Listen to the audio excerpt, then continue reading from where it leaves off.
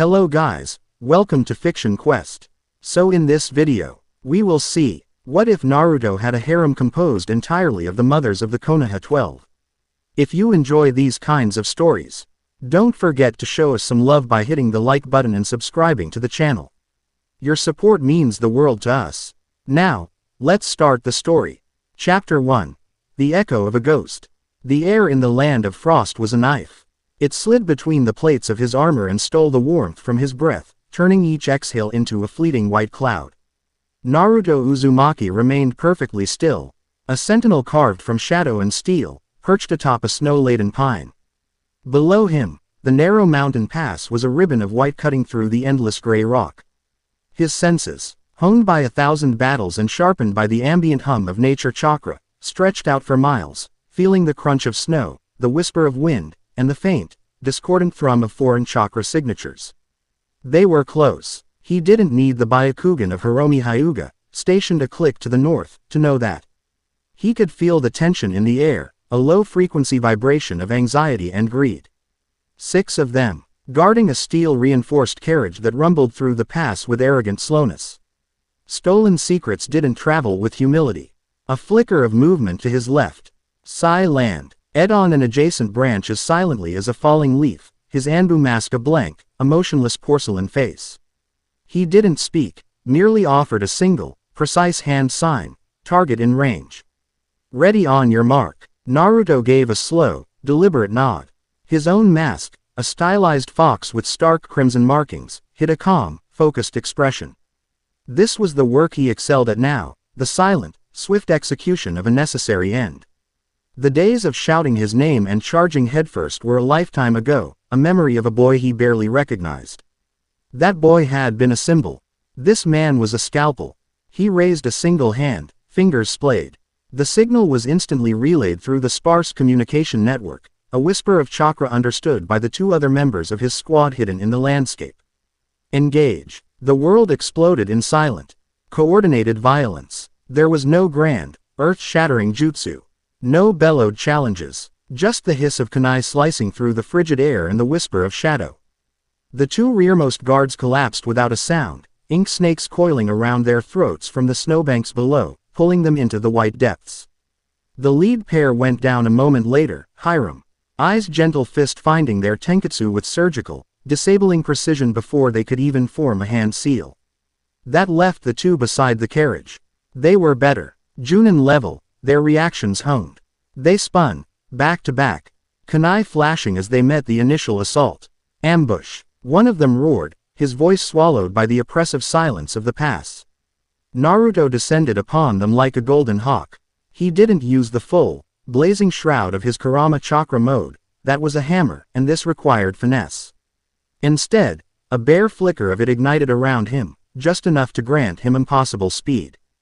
He was a blur of black and orange, his trench knife, forged from chakra-conductive steel, a silver arc in the gloom. He bypassed their frantic guard, his movements fluid, economical. He wasn't aiming to kill, merely to disable, a sharp blow with the pommel of his knife to the temple of the first guard. A precise, chakra-infused chop to the brachial nerve of the second, causing the man's arm to go limp. His kunai clattering uselessly onto the snow. It was over in less than 10 seconds. 6 hostiles neutralized, the carriage secured. Efficiency. Clear. Naruto's voice was low, calm, cutting through the sudden stillness. Hiromi and the 4th member of their team, a quiet sensor nin named Kato, emerged from their positions. Sai's inked creations dissolved back into the snow. The silence was absolute, broken only by the whistling wind and the groans of their captives. No surprises, Hiromi reported, her Byakugan already scanning the surrounding peaks.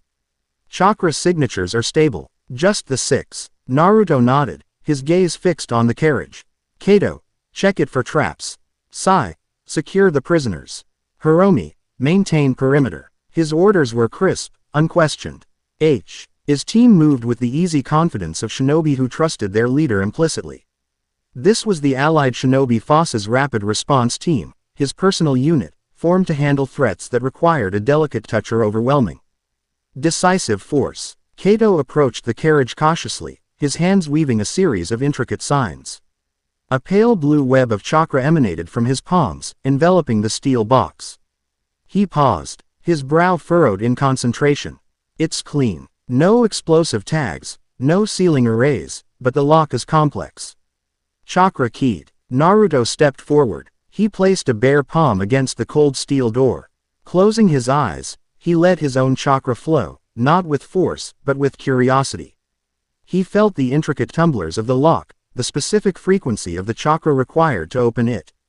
It was Suna technology, complex and layered, but to a sensor of his caliber, it was like reading a simple book. He channeled a precise thread of his own energy, mimicking the required signature.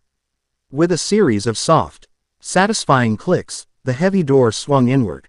Inside, nestled in padded silk, were not scrolls or weapons, but a dozen crystalline vials filled with a softly glowing, silver liquid.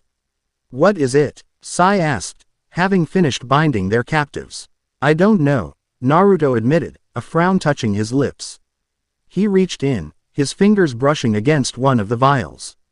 The moment he touched it, a jolt, cold and sharp, shot up his arm. It wasn't an electrical charge, but a feeling. A wave of profound, soul-crushing despair washed over him, so potent it almost brought him to his knees. He saw flashes of failure, of loss, of every doubt and fear he had ever harbored. He snatched his hand back as if burned, his breath catching in his throat. Captain, Hiromi's voice was sharp with concern. Naruto shook his head, clearing the lingering dregs of the induced emotion. It's a weapon, not one that destroys the body, but the mind. He looked at the vials with a new, colder respect. Something that weapon eases emotion. This was far more dangerous than any stolen jutsu scroll. This could turn an army against itself, break a village from the inside out. It was then that the seventh chakra signature appeared. It wasn't a sudden flare, but a slow, deliberate fade into existence, as if it had been there all along, cloaked by some jutsu that had fooled even his sage mode and Kato's senses. It stood on the far side of the pass, a lone figure against the gray sky, hands tucked into the sleeves of a simple, dark gray cloak. Impressive, a calm, melodic voice drifted across the snow. It was a man's voice, devoid of any discernible accent or emotion. To bypass a Suna cryptographic lock so elegantly, and to recover from a psionic shock so quickly. You truly are a prodigy, Naruto Uzumaki. Naruto's team instantly formed a defensive perimeter around him and the carriage, weapons drawn. Naruto himself simply straightened up, his eyes, cold and hard, fixed on the newcomer. You have me at a disadvantage, Naruto said, his voice level. The figure gave a slight, almost imperceptible bow. Forgive my manners. My name is of no consequence. I am merely a herald. A herald for who? The man took a slow step forward. He wore no headband, no identifying marks. His face was placid, almost unnaturally so, with eyes that seemed to hold a placid, unnerving certainty. For the silent sovereignty, we have come to offer the world true liberation. A world free from the arbitrary lines drawn by Kage and Daimyo. A world where strength is not hoarded by clans, but is the right of every individual. Quote, Naruto felt a chill that had nothing to do with the cold. This wasn't the usual rhetoric of a rogue ninja seeking power or revenge. This was the calm, measured doctrine of a zealot.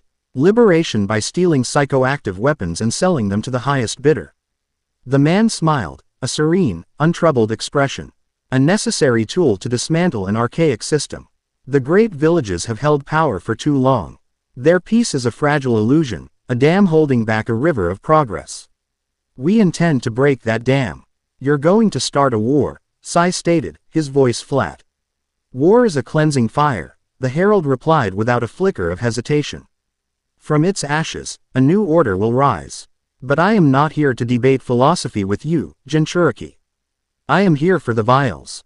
Naruto let out a short, humorless laugh. You're welcome to try and take them.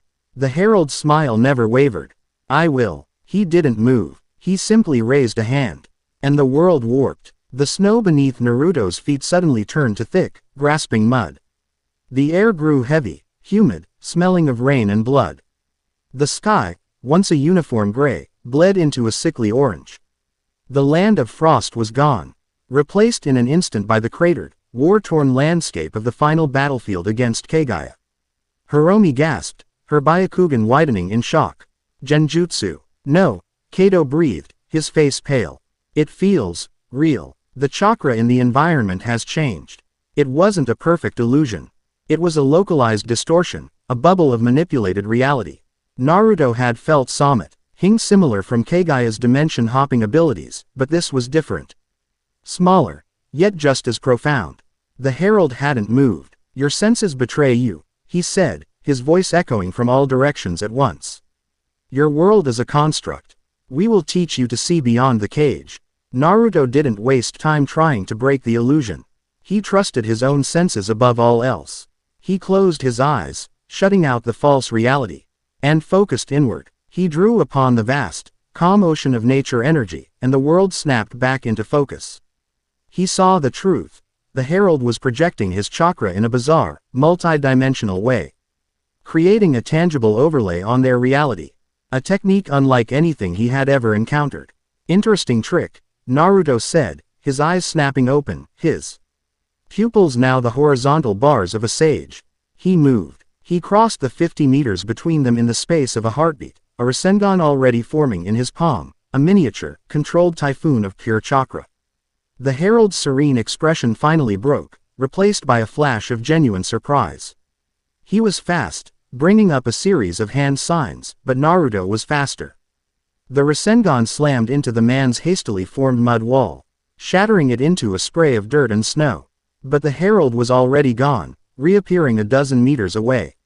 You see through it, the herald murmured, a hint of academic curiosity in his voice. The sage's power grants you clarity, a variable we had not fully accounted for. Before the man could cast another reality-bending jutsu, ink lions and tigers surged from the ground. Sai capitalizing on the opening. Hiromi and Kato moved in on the flanks, their movements a blur. But their opponent was preternaturally slippery. He flowed around their attacks, never meeting them head-on. His movements economical and eerily calm.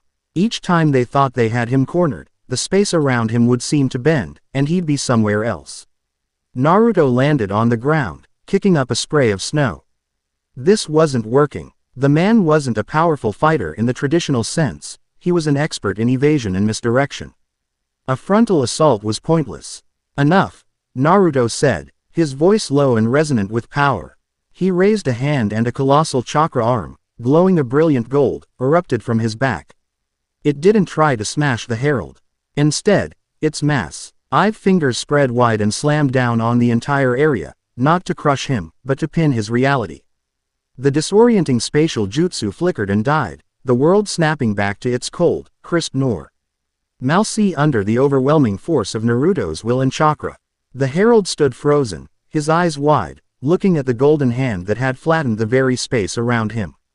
It's over, Naruto said, taking a step forward. The herald looked at him, and for the first time, his placid mask was gone.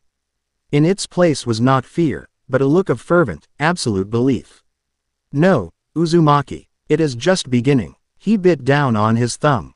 But instead of blood, a corrosive black smoke billowed from his mouth, enveloping him instantly. Naruto's chakra arm swiped through the smoke, but it found nothing. The man had vanished. His chakra signature, his scent, his very presence, erased from existence. A teleportation jutsu. No, it felt more final than that. A self-destructive seal, perhaps. The pass was silent once more. The wind howled, whipping snow around the secured carriage and the unconscious guards. Naruto stood for a long moment, the herald's final words echoing in his mind. It is just beginning. He had a feeling, cold and heavy in the pit of his stomach, that the man was right. The warmth of Konoha was a welcome embrace after the biting cold of the north. But the village's peace felt different to Naruto now, more fragile. He saw the bustling crowds in the marketplace, the laughing children running from the academy, the easy camaraderie of shinobi sharing a drink after a mission, and all he could see were the cracks beneath the surface. The herald's words had been a poison, seeping into his perception. After a thorough debriefing with Shikamaru and a team from Ibiki's T&I department, who were now poring over the prisoners and the mysterious vials, Naruto found himself standing before the Hokage's office. Kakashi, his mentor, looked more tired than Naruto remembered, the lines around his visible eye deeper. The weight of the hat was heavy, even for a man of his legendary talent. A jutsu that manipulates reality itself, Kakashi mused, leaning back in his chair, his fingers steepled before him. And an organization that calls themselves the Silent Sovereignty. Troublesome. They're not just rogue ninja, Kakashi-sensei, Naruto said, his gaze fixed on the village vista outside the window. They have an ideology. They believe we're the villains of this story. That piece is a cage. It's the kind of thinking that spreads faster than any plague. I agree, Kakashi said grimly. And it comes at a bad time. The clans are restless. Naruto turned. What's happened? Nothing overt. Just friction. The Akamichi are complaining about trade tariffs imposed by the Civilian Council on their food imports. The Hyuga are stonewalling any discussion about sharing their Byakugan for village-wide security, citing ancient traditions. The Inuzuka are claiming the Nara are E.N.C. roaching on their traditional training grounds for medicinal herb cultivation. It's a dozen small fires, but if a strong wind blows, they could merge into an inferno, Naruto finished. This sovereignty, they could be that wind. Kakashi nodded, which is why today's meeting is so important. I need to project an image of unity, even if it's a thin veneer. I need you there, Naruto. You're not just a war hero anymore. You command respect. The clans listen to you. Naruto gave a slight, wry smile. Some of them. Others still see the knuckle-headed genin who painted the Hokage monument. That boy is gone, Kakashi said, his eye crinkling in a smile. They see the man who saved the world. And they see the power you wield. Don't underestimate that. Now, come on. We shouldn't be late. Council room was already thick with tension. The current heads of the major clans were present. Shikaku's son, Shikamaru, representing the Nara. Inoichi's daughter, Ino, for the Yamanaka. Choji for the Akamichi, Kiba for the Inuzuka. And Hiashi Hyuga, stern and unmoving as a statue. But it wasn't the clan heads that drew Naruto's attention. Seated just behind them, in seats traditionally reserved for senior advisors, were their mothers. Yoshino Nara sat beside Shikamaru, her sharp, intelligent eyes missing nothing. Her expression was one of mild, weary annoyance, as if the entire proceeding was a troublesome but necessary chore. Much like her son, near Kiba, Tsume Inuzuka was the complete opposite. She radiated a coiled, feral energy, her arms crossed over her chest, a low growl seeming L.Y. rumbling just beneath her stern facade. Her gaze was sharp and predatory, sizing up everyone in the room. Ino's mother, a picture of quiet elegance, and Choji's mother, a woman with a surprisingly formidable presence, were there as well. They were a silent but potent force in the room. The clan heads might hold the official titles, but Naruto knew where much of the real power and influence lay. These women had raised the heroes of the Fourth Great Ninja War. They were the steel in their children's spines. The meeting began, and it devolved just as Kakashi had predicted. The arguments were petty, circular, fueled by pride and generations of ingrained rivalry. Kiba was loud and confrontational about his clan's territory. Hiashi was cold and dismissive of any suggestion of compromise. Naruto remained silent, standing near Kakashi's shoulder, observing. He watched the clan heads posture and argue, but his eyes kept drifting to the matriarchs. They weren't speaking, but they were communicating. A shared glance between Yoshino and Ino's mother. A subtle, approving nod from Tsume when Kiba made a particularly forceful point. They were the strategists, the emotional core, the true keepers of their clans' legacies. Finally, as the argument over the Nara's herb gardens reached a fever pitch, Yoshino Nara sighed, a sound of profound exasperation that cut through the noise like a thrown senbon. Honestly, she said, her voice not loud, but carrying an authority that instantly silenced the room. Are we children squabbling over a training dummy? Shikamaru, who had been slouching with a look of supreme boredom, straightened slightly. Yes, mother. The southern forest is waterlogged and useless for your tactical simulations 4 months of the year, she stated simply. The Inuzuka's tracking drills are disrupted by your shadow traps. This is inefficient. Propose a joint use schedule. You get the grounds in the dry season, they get it in the wet. The rest of the year, you coordinate. Troublesome, I know, but less troublesome than this endless bickering. Kiba opened his mouth to protest, but a low growl from Tsume silenced him. She looked at Yoshino, her sharp eyes narrowed. A schedule, she grunted, overseen by a neutral party. Her eyes flicked to Naruto for a fraction of a second. It could work. Just like that, the most heated argument of the day was diffused.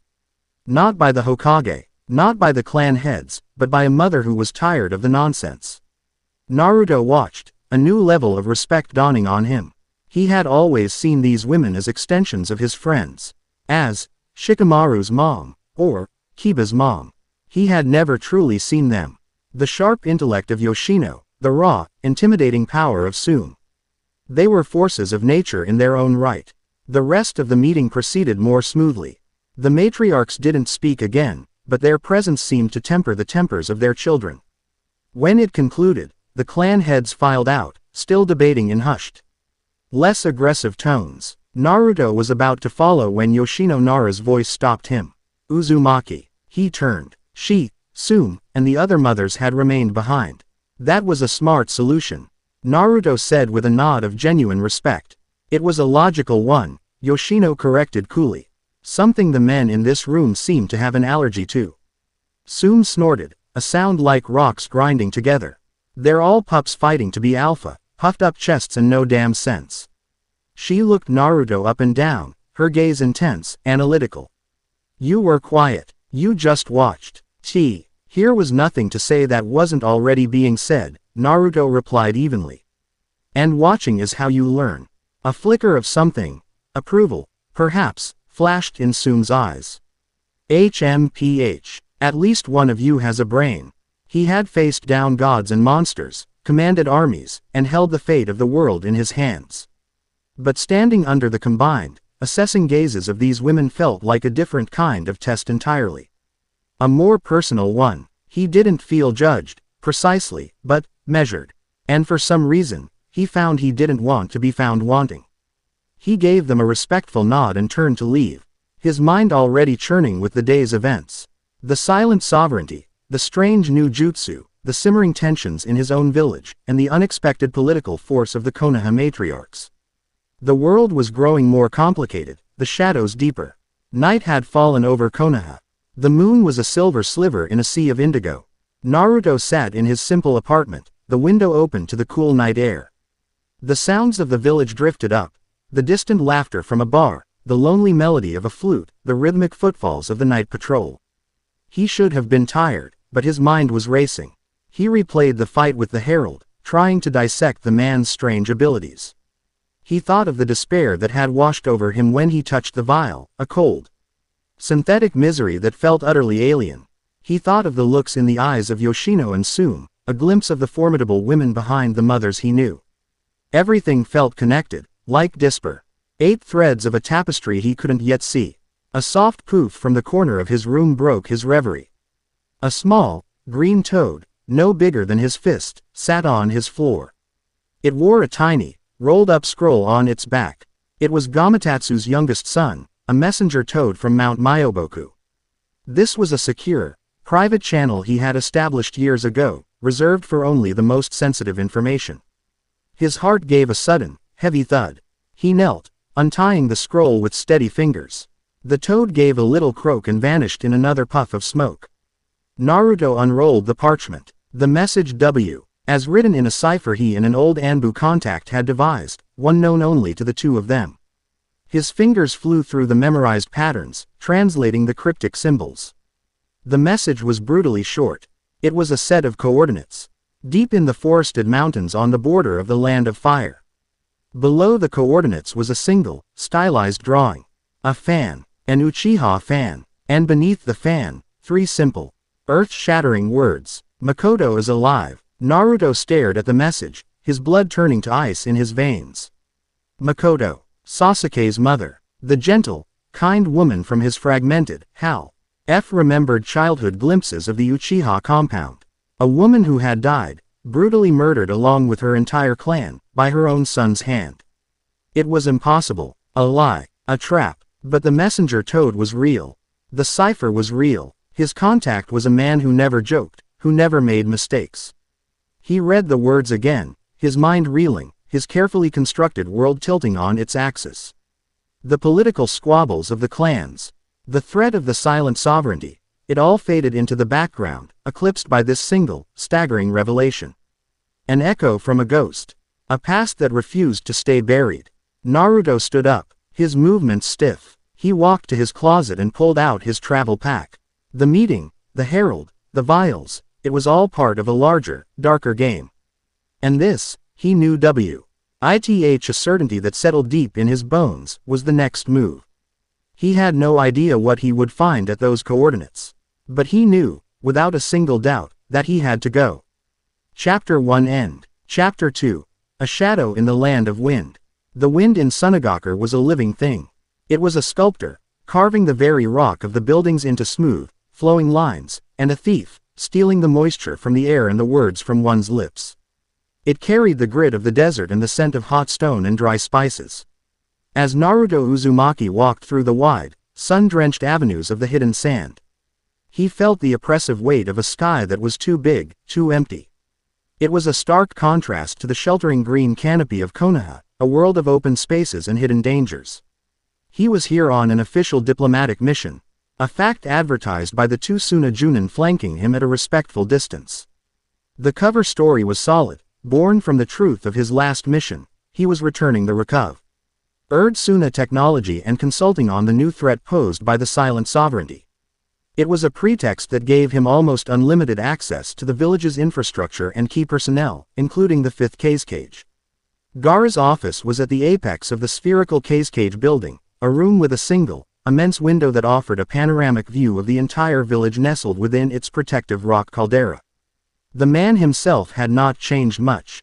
The kanji for love was still etched on his brow, but the haunted look in his eyes had long been replaced by a quiet, unyielding calm. He was a leader who had earned his title not through birthright, but through trial and profound transformation. The vials are being analyzed by our best minds, Gaara said, his voice the low rasp of sand shifting in the deep desert. The preliminary reports are disturbing. The substance seems to resonate with the target's neural pathways, amplifying negative emotions into a weaponized, debilitating feedback loop. A jutsu that makes you your own worst enemy, Naruto murmured, his gaze on the village below. It's efficient. Why waste chakra destroying a man's body when you can make his own mind do it for him? Gaara nodded, his expression grim. It is the weapon of an ideologue. And ideologies are harder to kill than armies. He turned from the window, his seafoam green eyes meeting Naruto's. Your information about the silent sovereignty has already proven invaluable. We have found whispers of their influence here, in Suna. This was the real reason Naruto had come. Where? Among the traditionalists on the council. Gaara explained. Those who believe our alliance with Konoha is a weakness, a dilution of Suna's strength. They see the peace as a slow poison. The sovereignty's rick of liberation, finds fertile ground in such minds. Are they traitors? Naruto asked, his voice sharp. I do not believe so, Gaara said. Not yet. They are proud, stubborn old men, resistant to change. But they are being manipulated. One in particular, Elder Homura, has become their most vocal mouthpiece. You think he's a target? I think he is a pawn, Gaara corrected. Either to be converted to their cause, or to be removed to sow chaos and distrust. I have had him placed under discreet surveillance, but my own anbu are stretched thin. Let me handle it, Naruto said. It wasn't a request. Give me the surveillance reports. I'll be a new shadow he won't see. Gaara simply nodded. There was an absolute trust between them, forged in the crucible of shared pain in a war that had nearly torn the world apart. There is one other thing, the Cage added. To help bolster our internal security analysis, Konoha sent another consultant. You may know her, Yoshino Nara. Naruto's eyebrows rose slightly. Of all the people Konoha could have sent, it was her. It seemed the threads of his life were converging in unexpected ways. Troublesome, he said, the corner of his mouth ticking up in a small smile. Gaara allowed himself a rare, fleeting smile in return. Indeed, for the next 2 days, Naruto became a ghost. He absorbed the Anbu reports, memorizing the patterns of Elder Homura's life, his Spartan apartment, his route to the council chambers, his nightly visits to a quiet tea house in the old quarter. Then, he discarded the reports and began his own surveillance. He didn't trail the old man. Instead, he used sage mode, becoming a passive censor, a part of the village itself. He sat atop the highest spire, meditating, letting the lifeblood of Suna flow through him. He felt the ebb and flow of chakra, the currents of emotion, the simmering resentment from the traditionalist factions, the weary determination of the village guard, the quiet anxiety that hummed just beneath the surface of daily life.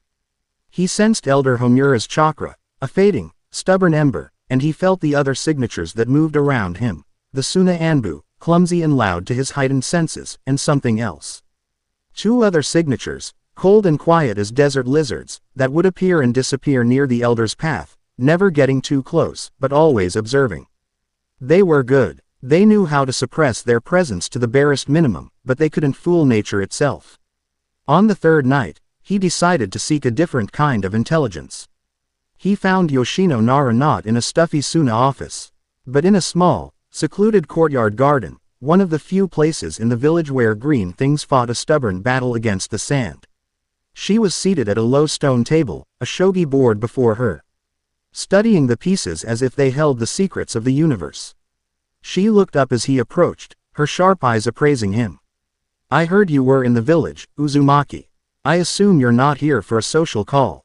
"I rarely am," Naruto replied, taking the seat opposite her. He looked at the board. It was a complex mid-game, a delicate balance of offense and defense. "You're playing against yourself. It's the only way to get a decent challenge in this village," she said dryly, moving a silver general. "Their strategy is too straightforward. All offense, no subtlety. They leave their king exposed. A frontal assault isn't always the answer," Naruto agreed, his eyes following her move. "It rarely is," she corrected, her gaze unwavering. "Tell me, what have you learned by watching our stubborn old councilman?" Naruto didn't feign surprise that she knew. A woman like Yoshino Nara would have made it her business to know everything of consequence happening in the village she was tasked with protecting. "I've learned that he's predictable. And the people watching him are not. The two shadows that smell of ozone and deceit," she asked, her fingers hovering over a knight. He met her gaze. She had sensed them too. Of course she had. She might not be a sensor nin in the traditional sense, but her analytical mind was a sensory organ all its own. "They're patient. They're waiting for an opportunity. Or creating one," she countered, finally placing her knight in a threatening position. "Homura is scheduled to give a speech at the opening of the new reservoir tomorrow night. A public event, high security, but also high chaos. The perfect stage for a tragic accident." Naruto looked at the shogi board again. He saw the move she had just made, and the intricate, deadly trap it set for the opposing king 3 moves down the line. She wasn't just playing a game. She was showing him how she thought. "You don't just attack the king," Naruto murmured, understanding dawning in his eyes. "You attack the pieces that protect him. You create a distraction, force him to expose himself." A small, thin smile touched Yoshino's lips. "Checkmate is simple. Why the logical conclusion of a well-laid plan? I've already submitted a report to the case cage detailing a dozen potential security vulnerabilities at the event tomorrow. I've also suggested a last-minute change in the schedule, moving the speech indoors, and create a bottleneck. A kill box," Naruto finished for her. "You're laying a trap of your own. The best way to catch a predator," she said, her eyes gleaming with fierce intelligence, "is to offer it the perfect bait." The night of the reservoir opening was thick with a nervous, festive energy. The schedule had been changed, just as Yoshino had suggested. Citing the rising evening winds, Elder Homura would now give his speech from a balcony overlooking the main plaza, before retreating inside the main pumping station for a private reception. Naruto was perched on the roof of an adjacent building, a silent gargoyle against the starry sky. He was a step removed from the official security detail, a wild card they didn't know was in play. He could feel the Suna Anbu in their positions, a tight, disciplined net. He could feel Yoshino, calm and collected, in the command center below. And he could feel the two cold signatures of The assassins as they slithered through the crowds, drawing closer. Homura stepped onto the balcony to polite applause. He was a frail-looking man, his face a roadmap of wrinkles and stubborn pride. He began to speak, his voice thin but passionate, decrying the village's over-reliance on foreign alliances. It was the perfect distraction. As the crowd's attention was fixed on the elder, Naruto felt the assassin's move. They weren't going for Homura. Yoshino had been right. They were going for the support structure. Two sharp, almost imperceptible bursts of chakra flared deep within the pumping station. Sabotage. A high-pitched alarm began to shriek. Red lights flashed across the plaza. Panic rippled through the crowd. The Suna Anbu moved instantly, half of them forming a protective wall around Homura. The other half storming the pumping station. Just as Yoshino had predicted, they had exposed their king. One of the assassins materialized from the shadows on the balcony, moving with liquid grace. He was not one of the cold signatures. A third man. His target was Homura, but the attack was a feint, a theatrical lunge designed to draw the attention of the remaining guards. The real attack came from below. The second assassin, one of the original two, erupted from the flagstones of the plaza, a blur of motion. His chakra signature flared, and the stone beneath the balcony groaned, spid. Web cracks spreading from his position as he channeled a powerful earth-style jutsu meant to collapse the entire structure. But Naruto was already there. He dropped from the rooftop like a stone, his form cloaked in a thin, controlled veil of golden chakra. He didn't shout a warning. He didn't announce his presence. He simply intercepted the second assassin mid-jutsu, his knee connecting with the man's jaw with a sickening crack. The earth jutsu died with a final, shuddering groan. On the balcony, the first assassin's feint turned into a desperate attack as his plan crumbled. The Anbu guard, expertly trained, moved to intercept him. It was over. The trap had been sprung.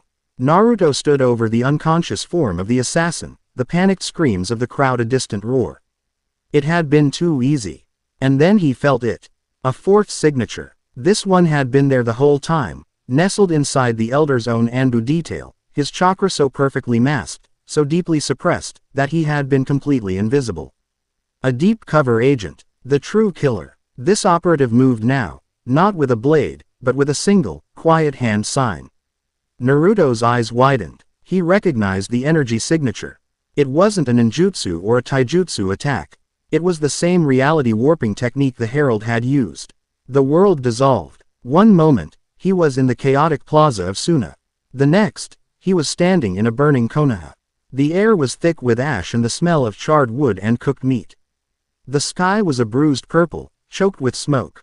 Bodies lay in the streets, the familiar faces of his friends twisted in masks of silent agony. He saw Sakura, impaled on a length of rebar, her green eyes staring blankly at the sky.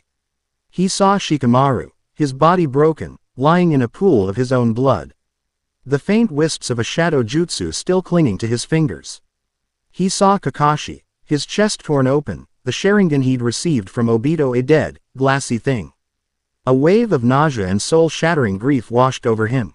It was a phantom pain, an echo of the despair he'd felt from the vial, but 1,000 times more potent. This wasn't just an illusion. He could feel the heat, smell the smoke. It was a targeted assault on his deepest fears. The fear of failure, of not being strong enough to protect the people he loved. A colossal shadow fell over him. He looked up and saw Kurama, the nine-tailed fox, standing astride the ruins of the Hokage monument. But it wasn't the Kurama he knew, his partner, his friend. This was the monster from his childhood nightmares, a being of pure hatred and destruction. Its 9 tails lashing out, leveling what little of the village remained. And its eyes were his own. "This is your true face," a voice hissed in his mind, the voice of the hidden operative. "The monster that lies beneath. You saved them once, but your power is a curse. It will always bring ruin. Everyone you love will die because of you." The grief was a physical weight, pressing down on him, trying to crush him. The despair was a poison, seeping into his bones. He felt his knees begin to buckle. It was pain's assault all over again, but worse, so much worse, because this time, it was his own power. His own failure, that had caused it. But the boy who had crumbled under that despair was gone. Naruto closed his eyes, shutting out the hellish landscape. He ignored the phantom pain, the crushing grief. He reached inward, past the fear, past the self-doubt, and found the calm, quiet center of his soul. He found the unwavering belief Jiraiya had placed in him. The love his parents had died to give him. The bonds he had forged with every person in his village. And he found Kurama, not the monster of the illusion, but his partner, a vast, grumbling presence in the back of his mind. An interesting trick, the fox rumbled, his voice a bomb against the psychic assault. He's using your own memories, your own chakra, to build this little horror show. But a copy is never as strong as the original. Naruto took a deep breath. He accepted the fear. He accepted the grief. They were a part of him. The failures of the past were scars, not open wounds. He had failed to save Neji. He had failed to save his master. But he had learned from that pain. It had forged him. You're wrong, Naruto said, his voice quiet but firm in the roaring chaos of the illusion. He opened his eyes, no longer seeing the burning village, but the raw data of the jutsu, the threads of chakra weaving the nightmare together. My power isn't a curse. He raised a hand. It's a promise. With a roar of will. He didn't shatter the illusion. He absorbed it. He seized control of the foreign chakra woven into his mind and devoured it, feeding it to his own immense reserves. The burning Konoha, the bodies, the monstrous Kurama, it all dissolved into motes of light that flowed into him, a river of energy feeding a vast ocean. He was back in the Suna Plaza. The operative who had cast the jutsu stood frozen in shock, his face pale. A trickle of blood leaking from his nose from the psychic backlash. Before the man could even react, a shadow tendril erupted from the ground and encased him, freezing him in place. Naruto looked up. Yoshino Nara stood at the edge of the now secured balcony, her expression unreadable, one hand still held in the rat seal of the shadow possession jutsu. She had seen everything, not the illusion itself, but the effect it had on him. She had seen him falter, and she had seen him overcome it with sheer, terrifying force of will. He gave her a slow, deliberate nod of thanks. She held his gaze for a long moment, and in her sharp, intelligent eyes, he saw not just the mind of a strategist, but a flicker of profound, unadulterated respect. It was a look that acknowledged him not as her son's loudmouthed friend, but as a man of immense, almost frightening, mental fortitude. A man who could face his own personal hell and walk out stronger. The assassins were captured. The elder was safe. The plot had been foiled. But as Naruto stood in the now quiet plaza, the lingering phantom of burning Konoha still clinging to the edges of his senses, he felt a deep chill than the desert night could provide. He had won, but he now understood the true nature of his enemy. They didn't just fight with kunai and jutsu. They fought with doubt. They fought with fear. They fought with the darkness that resides in every human heart. And their next target, he knew, was not a village, but a single, long-hidden woman whose very existence was a ghost from a past with more darkness than most could ever comprehend. His mission to find Makoto Uchiha was no longer just a quest for answers. It was a race into the heart of a psychological war he was only just beginning to understand. Chapter 2 End. Chapter 3. The Unbroken Vow. The journey was a silent pilgrimage. Naruto moved like a whisper through the dense forests that bordered the land of fire, a ghost in the canopy. He wore no uniform, no headband, just the simple, dark gear of a traveler. He was off the grid, a deliberate blind spot in Konoha's intricate sensory network. To anyone watching, he had simply vanished after his mission in Suna. The secret of the message, of the Uchiha fan and the impossible name, was a lead weight in his gut. Every rational part of his mind, the part honed by years of NBU-level operations and strategic thinking, told him it was a trap. The silent sovereignty had already shown their ability to manipulate the mind and reality itself. What was one more grand illusion designed to lure him to his doom? Makoto Uchiha was a ghost, a martyr, a sacred memory in the tragic history of a damned clan. But the part of him that was still the boy who chased after a phantom Sasuke, who believed in the bonds that others deemed broken, couldn't ignore it. That part of him had to know. The coordinates led him not to a cave or a hidden fortress, but to a dead end, a sheer, unremarkable cliff face in a forgotten valley. There were no trails, no signs of life, nothing but the wind sighing through the ancient trees. He stood before the wall of rock, closing his eyes, and expanded his senses. Sage mode bloomed within him, and the world resolved into a symphony of life energy. He felt the flow of water deep underground, the slumbering life of the trees, the scuttling of insects in the dirt. And he felt the illusion. It was a masterpiece, not a genjutsu that attacked the mind, but one that was woven into the very fabric of the landscape. It bent light, muffled sound, and redirected the flow of natural energy around it, creating a perfect, seamless blank spot. It was designed to fool even the Byakugan or the most skilled sensor. But it could not fool the Sage of Six Paths, power. To Naruto, it was like a shimmering curtain in a still room. He didn't try to break it. That would be like throwing a rock through a stained glass window. Instead, he found the source, the single, intricate knot of chakra from which the entire illusion was cast. He reached out with his own chakra, not with force, but with a gentle, questioning touch, offering a harmonic frequency that said, "I am not a threat." For a long moment, nothing happened. Then, the rock face before him wavered, like a heat haze on a summer road, and dissolved. The cliff was gone, replaced by a narrow, torch-lit tunnel leading into the dark. The air inside was cool and smelled of damp earth and wood smoke. As he walked, the tunnel opened into a vast cavern, and Naruto stopped, his breath catching in his chest. It was a village, a small, terraced settlement built into the walls of the immense underground cavern, lit by a combination of glowing crystals embedded in the ceiling and carefully placed torches. Wooden houses clung to the rock, connected by sturdy rope bridges and winding stone staircases. A gentle stream flowed through the center, feeding small, meticulously tended plots of subterranean crops.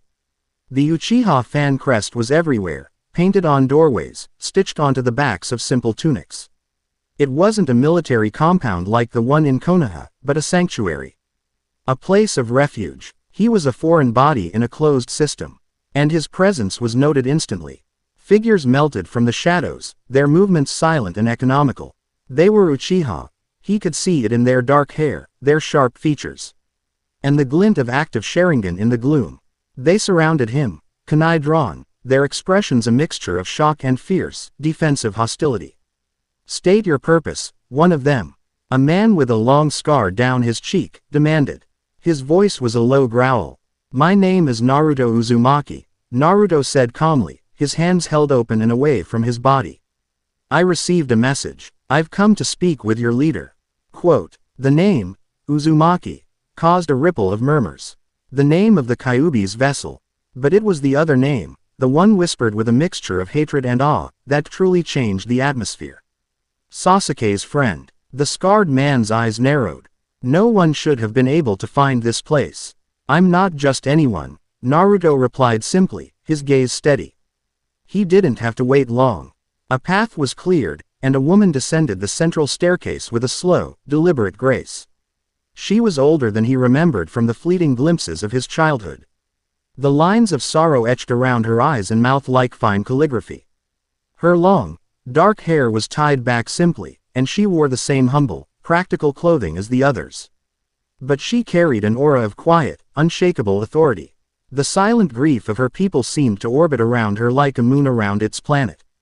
It was Makoto Uchiha, alive, the impossible made real. She stopped a few feet from him, her dark eyes, so much like Sasuke's, searching his face. They held a profound, weary sadness, but beneath it was a core of tempered steel. This was not just a mother. This was a mat, Ryarch who had carried the remnants of her clan through the abyss. "Naruto Uzumaki," she said, her voice a soft, low melody that held no hint of surprise. It was as if she had been expecting him, if not today, then someday. "You have your father's eyes. And your mother's stubborn jaw. You knew them," Naruto stated, a strange ache in his chest. "Kushina was one of my dearest friends," Makoto said, a flicker of warmth in her sad eyes. "I always thought, I hoped you two would grow up together. You and Sasuke." The warmth vanished, replaced by the familiar veil of sorrow. "The world had other plans. Why are you here?" "I could ask you the same question," Naruto countered gently. "The world believes you are dead." "To the world, I am," she said. "It is a necessary fiction. A fiction that you have now endangered by coming here." "I was summoned," Naruto said, his gaze unwavering. "By someone who knew a cipher only one other man and I share. Someone who knew how to get a message to me through Myoboku." Understanding dawned on Makoto's face. Jiraiya's network. It seems some ghosts linger longer than others. She finally gave a slight nod to her guards. "Stand down. He is a guest." The tension broke instantly. The Sharingan vanished, the kunai were sheathed. She turned and began to walk back up the stairs. Come, there is much to discuss. He followed her to a small, simple dwelling at the highest point of the cavern. It was sparse, furnished with only a low table, cushions, and a shelf of old scrolls. A single window, carved from the rock, looked out over the entire sanctuary. This place, Naruto began, his eyes taking in the quiet, resilient community. As called, Omoid, Makoto said, pouring 2 cups of steaming tea. Memory, it is all we have left. These people the ones who were not in the village on that night. Shinobi on long-term missions, merchants in other lands, children studying abroad. I gathered them. It took years. We have survived here, in secret, ever since. She handed him a cup. Her movements fluid and graceful. Now, tell me of my son. And so he did. Naruto spoke for over an hour, leaving nothing out. He told her of Sasuke's descent into darkness, his obsession with revenge, his bond with Team 7, his battle with Itachi, his role in the war, and his eventual redemption. He spoke of Sasuke's journey of atonement, his unwavering kami, meant to protecting Konoha from the shadows. He painted a portrait of a man scarred and broken, but ultimately, a hero in his own right. Makoto listened in absolute silence, her expression unreadable. A single tear traced a path down her cheek, but she did not weep. It was as if her capacity for tears had been exhausted long ago. When he finished, she was quiet for a long time, staring out at her village of ghosts. Thank you, she whispered, her voice thick with unshed emotion. To know that he found his way back, that is a balm on a wound I thought would never heal. He's a good man, Naruto said firmly. He's my brother. That seemed to be the key. She turned back to him, and for the first time, the defensive wall in her eyes crumbled, revealing the mother beneath. Now, I will answer your question. The story she told was one of pain, foresight, and a brother's impossible, twisted love. Itachi did not kill me, she said, her voice barely a whisper. He could not. It was the one part of the order he could not bring himself to obey. He had come to her last, his blade already stained with the blood of their clan. He had wept, for the first and only time she had ever seen him do so. And he had presented her with a choice.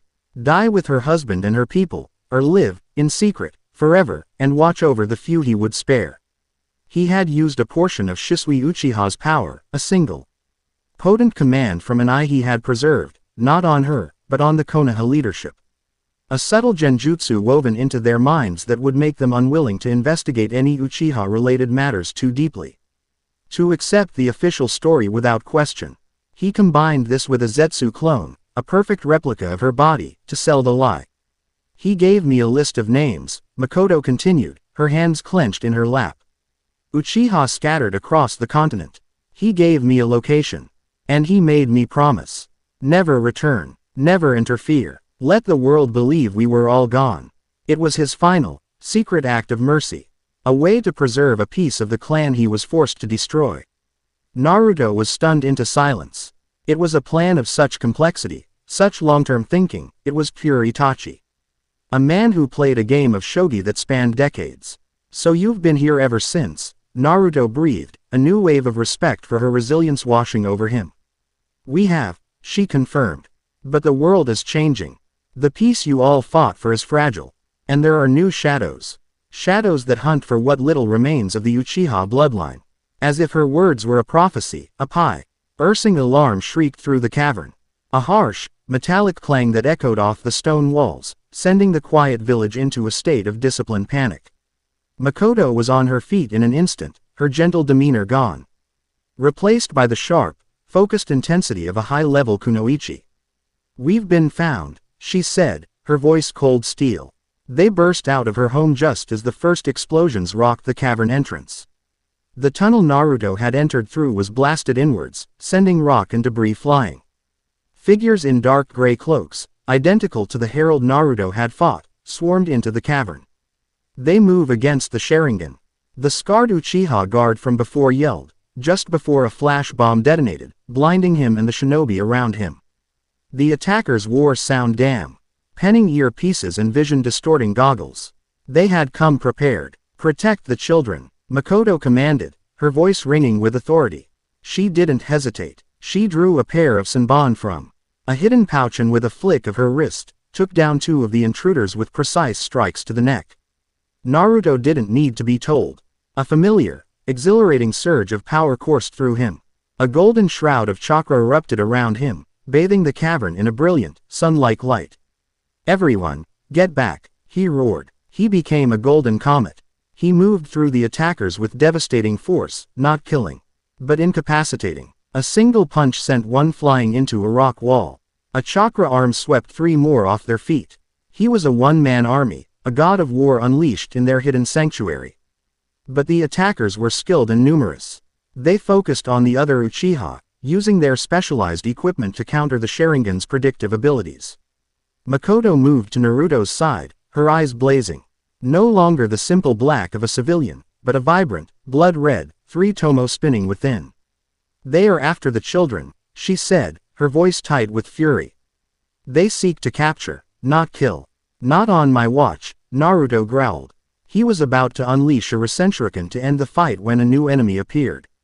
A massive figure, cloaked and hooded, landed in the center of the village, cracking the very stone beneath his feet. He radiated an immense, malevolent chakra. "The Jinchuriki," the massive figure boomed, his voice distorted. "And the ghost of the Uchiha.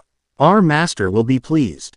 He raised a hand, and the ground itself began to liquefy, turning into a grasping swamp of mud meant to trap the fleeing villagers.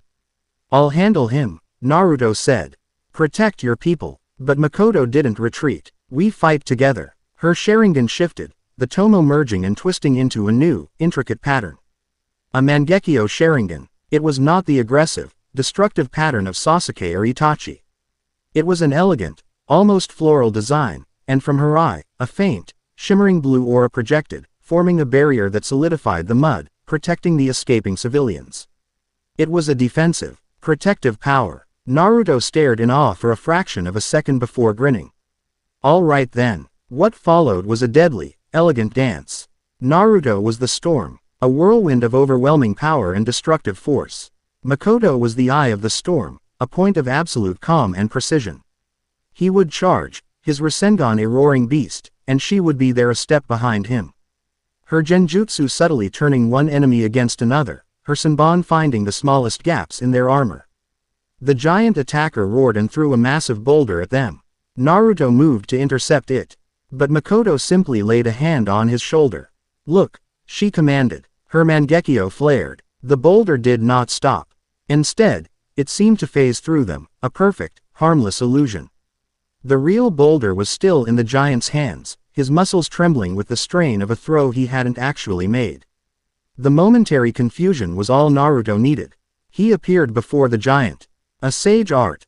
Massive Rasengan in his palm. "This is for ruining a perfectly good reunion," he yelled, slamming the sphere of chaotic energy into the man's chest.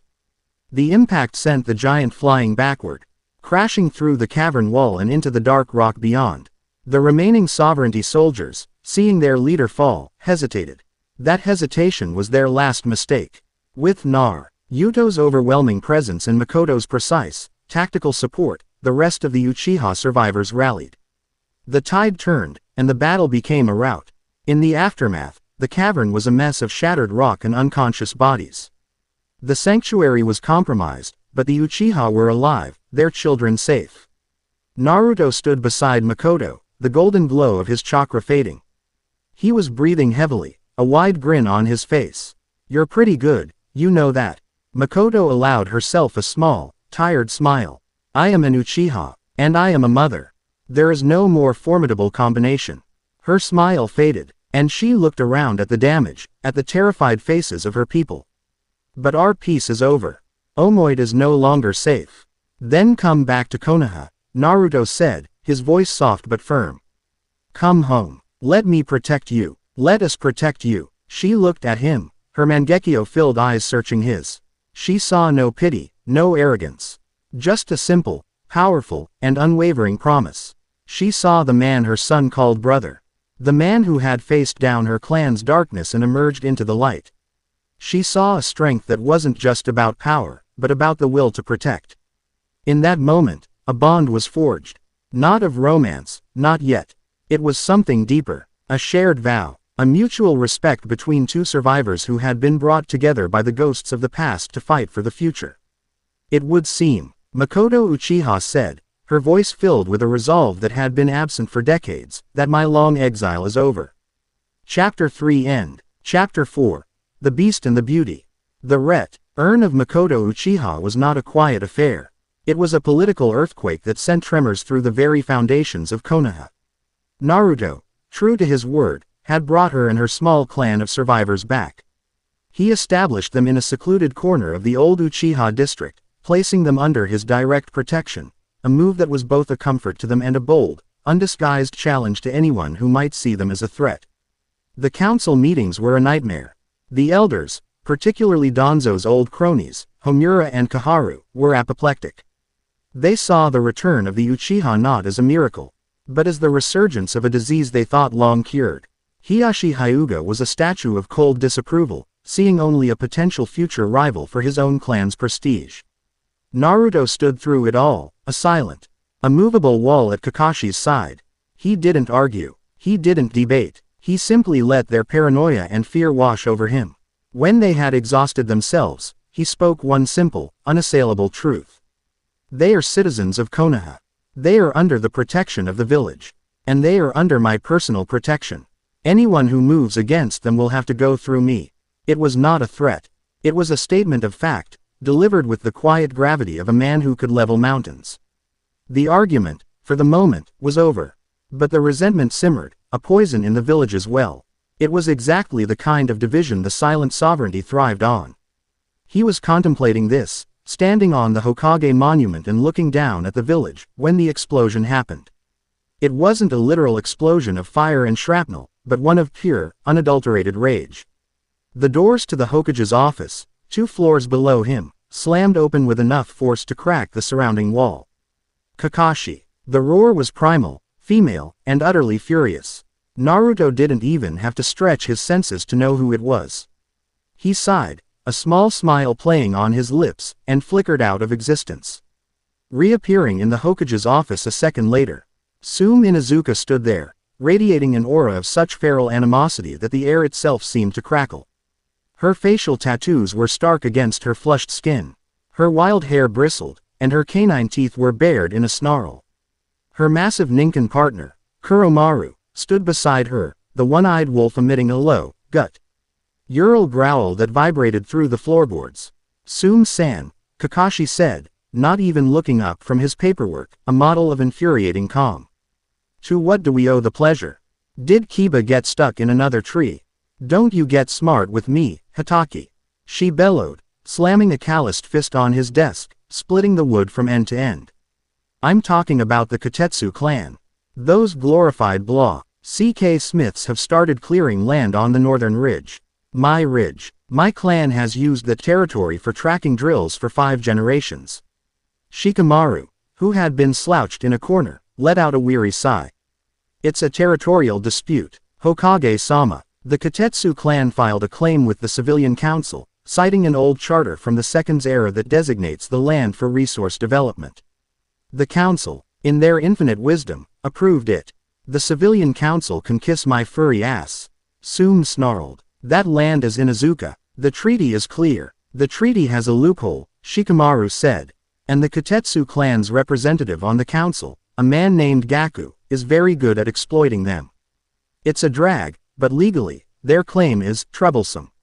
Naruto saw the pieces clicking into place. The civilian council being manipulated. A rival clan with suspicious political backing. It was soon all over again. The sovereignty's fingerprints were all over this. A direct court between the Inuzuka and the Kotetsu would weaken the village's internal security and sow more discord. It was a perfect, low-risk, high-reward gambit for them. So we fight them, Sume growled, our hand straying to the hilt of the blade at her waist. A clan skirmish. We settle it the old way. No, Naruto said, his voice cutting through her rage. Sume spun on him, her eyes blazing. Stay out of this, Uzumaki.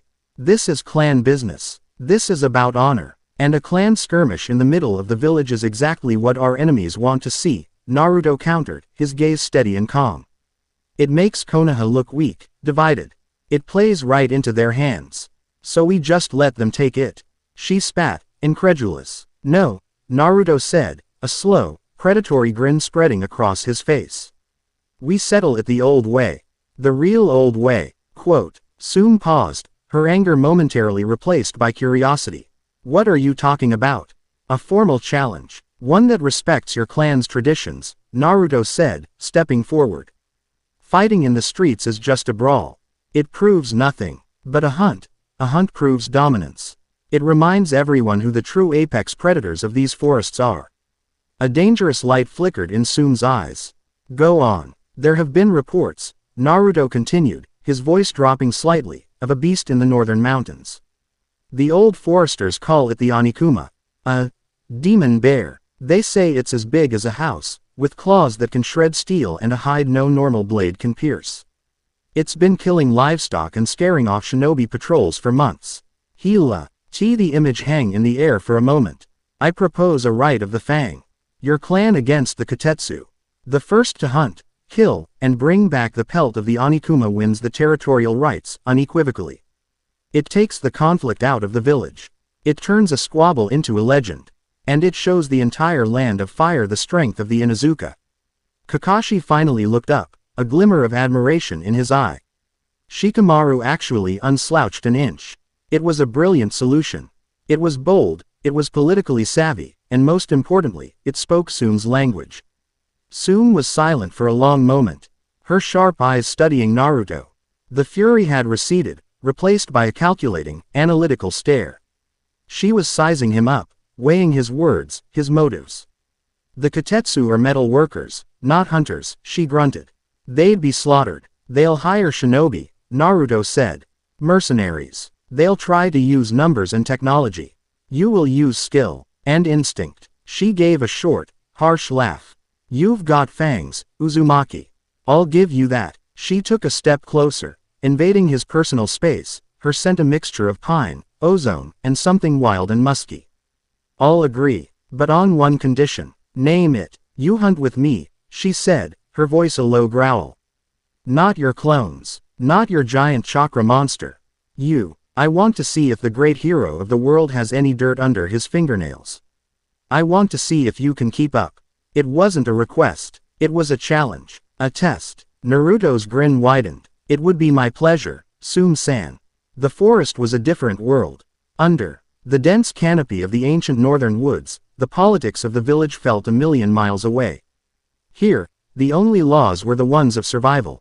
The air was thick with the smell of damp earth and decay. A primal perfume that invigorated the senses. For the first day, Sume tested him relentlessly. She set a brutal pace, crashing through the undergrowth, leaping over fallen logs, her movements powerful and efficient. Kuromaru loped beside her, a silent, gray shadow. They didn't talk. They communicated through action. It was a test of stamina, and Naruto matched her stride for stride, his movements quieter, more fluid. But just as tireless. The second day was a test of senses. The trail is 3 hours old, she grunted, pointing to a barely perceptible scuff on a moss-covered rock. The beast is heavy, favors its left side. Moving northeast. Naruto closed his eyes. He didn't need to see the trail. He sank into the natural world, his sage mode a subtle, humming awareness that spread through the forest floor. It was here, he agreed. But it doubled back. It's circling, laying false trails. It's intelligent. It's hunting us. He pointed in the opposite direction. It's hunkered down in that ridge of caves. 2 clicks south of here. I can feel its life force. It's sleeping. And it's big. Sume and Kuromaru both stopped dead. Her head snapped in his direction, her nostrils flared, sniffing the air. Kuromaru let out a low whine, his single eye fixed on Naruto with a new, grudging respect. Sume stared at him, her sharp eyes narrowing. She couldn't see what he saw, couldn't feel what he felt. But her primal instincts recognized a truth that her own senses had missed. How? She demanded. The forest talks to me, Naruto said simply. She didn't question him further. She just gave a sharp, wolfish grin. HMPH. Let's go wake it up. The banter between them started then, a series of sharp, playful jabs. Try to keep the noise down, Uzumaki. She'd growl as he dislodged a small stone. "Are you trying to scare it off or invite it to tea?"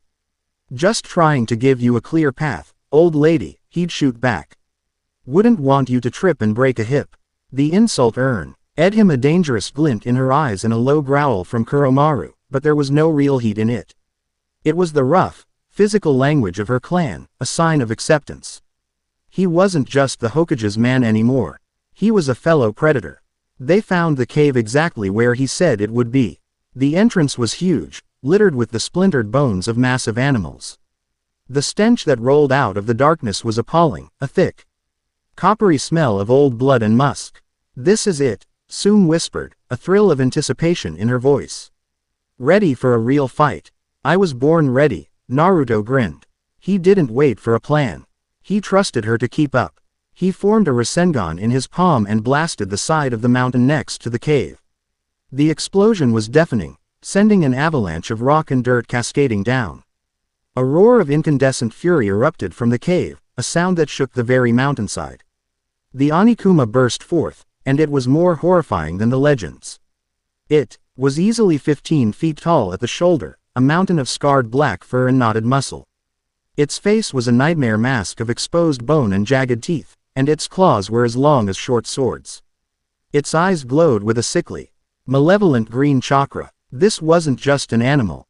It was a monster. Fang over fang, Sume roared, she and Kuromaru spinning into a single, devastating whirlwind of claws and teeth that tore into the beast's flank. The attack, which would have ripped a normal opponent in half, barely seemed to scratch the Onikuma's thick hide. It bellowed and swiped, a single claw catching Kuromaru and sending the massive wolf flying into a tree with a pained yelp. Sume saw her partner go down and let out a roar of her own, her rage giving her new strength. She was a blur of motion, harassing the beast, her trench knives flashing as she darted in and out, seeking a weakness. Naruto engaged it head-on. He met its brute force with his own, his fists augmented with chakra. Each blow landing with the force of a battering ram. It was a brutal, primal brawl. He took a swipe to the chest that tore through his flak jacket and sent him skidding back, the pain a sharp, clarifying fire. The beast was too strong, too durable. It was regenerating, the shallow cuts Sume had inflicted already sealing over its eyes. Sume yelled, dodging a clumsy but powerful stomp that shattered the ground where she'd been. "The chakra is concentrated there." Naruto grinned, wiping a trickle of blood from his lip. Got it. He wasn't going to win this with brute force. He needed to be faster. More feral. He closed his eyes for a fraction of a second, opening a valve to the vast, searing power within him. He didn't manifest the full avatar. He drew on the raw, physical essence of the fox. A red, bubbling chakra shroud enveloped him, but it was tight, controlled, forming demonic ears and sharpening his features. His nails elongated into black claws, his teeth became fangs, and his eyes burned with crimson, slitted pupils. He let out a roar that was no longer entirely human, a perfect harmony to the Onikuma's bellow. Sume's eyes widened. She had seen the giant chakra fox in the war. But this was different. This was personal. She was looking at a perfect fusion of man and beast, a predator in its purest form. Naruto became a red blur. He was no longer just fast. He was impossibly, unnaturally swift. He moved like a striking snake, flowing around the beast's clumsy attacks, his new claws tearing deep gouges in its hide that, this time, smoked and sizzled, fighting against its regeneration. He leapt onto its back, climbing the mountain of fur like it was a sheer cliff face. The bear roared, thrashing wildly, trying to dislodge him, but he held on, his claws digging deep. He reached its head, straddling its massive neck, and drove his right hand, sheathed in Kurama's corrosive chakra, directly into the monster's glowing left eye. The Onikuma screamed, a sound of pure agony, and thrashed, finally throwing him off. It stumbled back, its head shaking, one eye now a ruined, smoking socket. It was wounded, enraged, and focused entirely on him. It charged. Now, Sume! Naruto roared. Sume, who had been waiting for this opening, struck. She and a recovered Kuromaru came from the beast's blind side, a perfectly synchronized assault. Their combined fang over fang, empowered by her rage and their bond, struck the Onikuma's neck in the exact same spot, a devastating, drilling attack that tore through hide, muscle, and finally, bone. There was a wet, sickening crunch. The Oniguma froze, its single remaining eye wide with shock. It swayed for a moment, like a felled tree, and then crashed to the ground, its fall shaking the entire forest.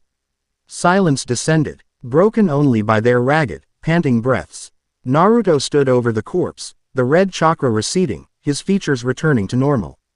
He was bruised, bleeding, and utterly, completely alive.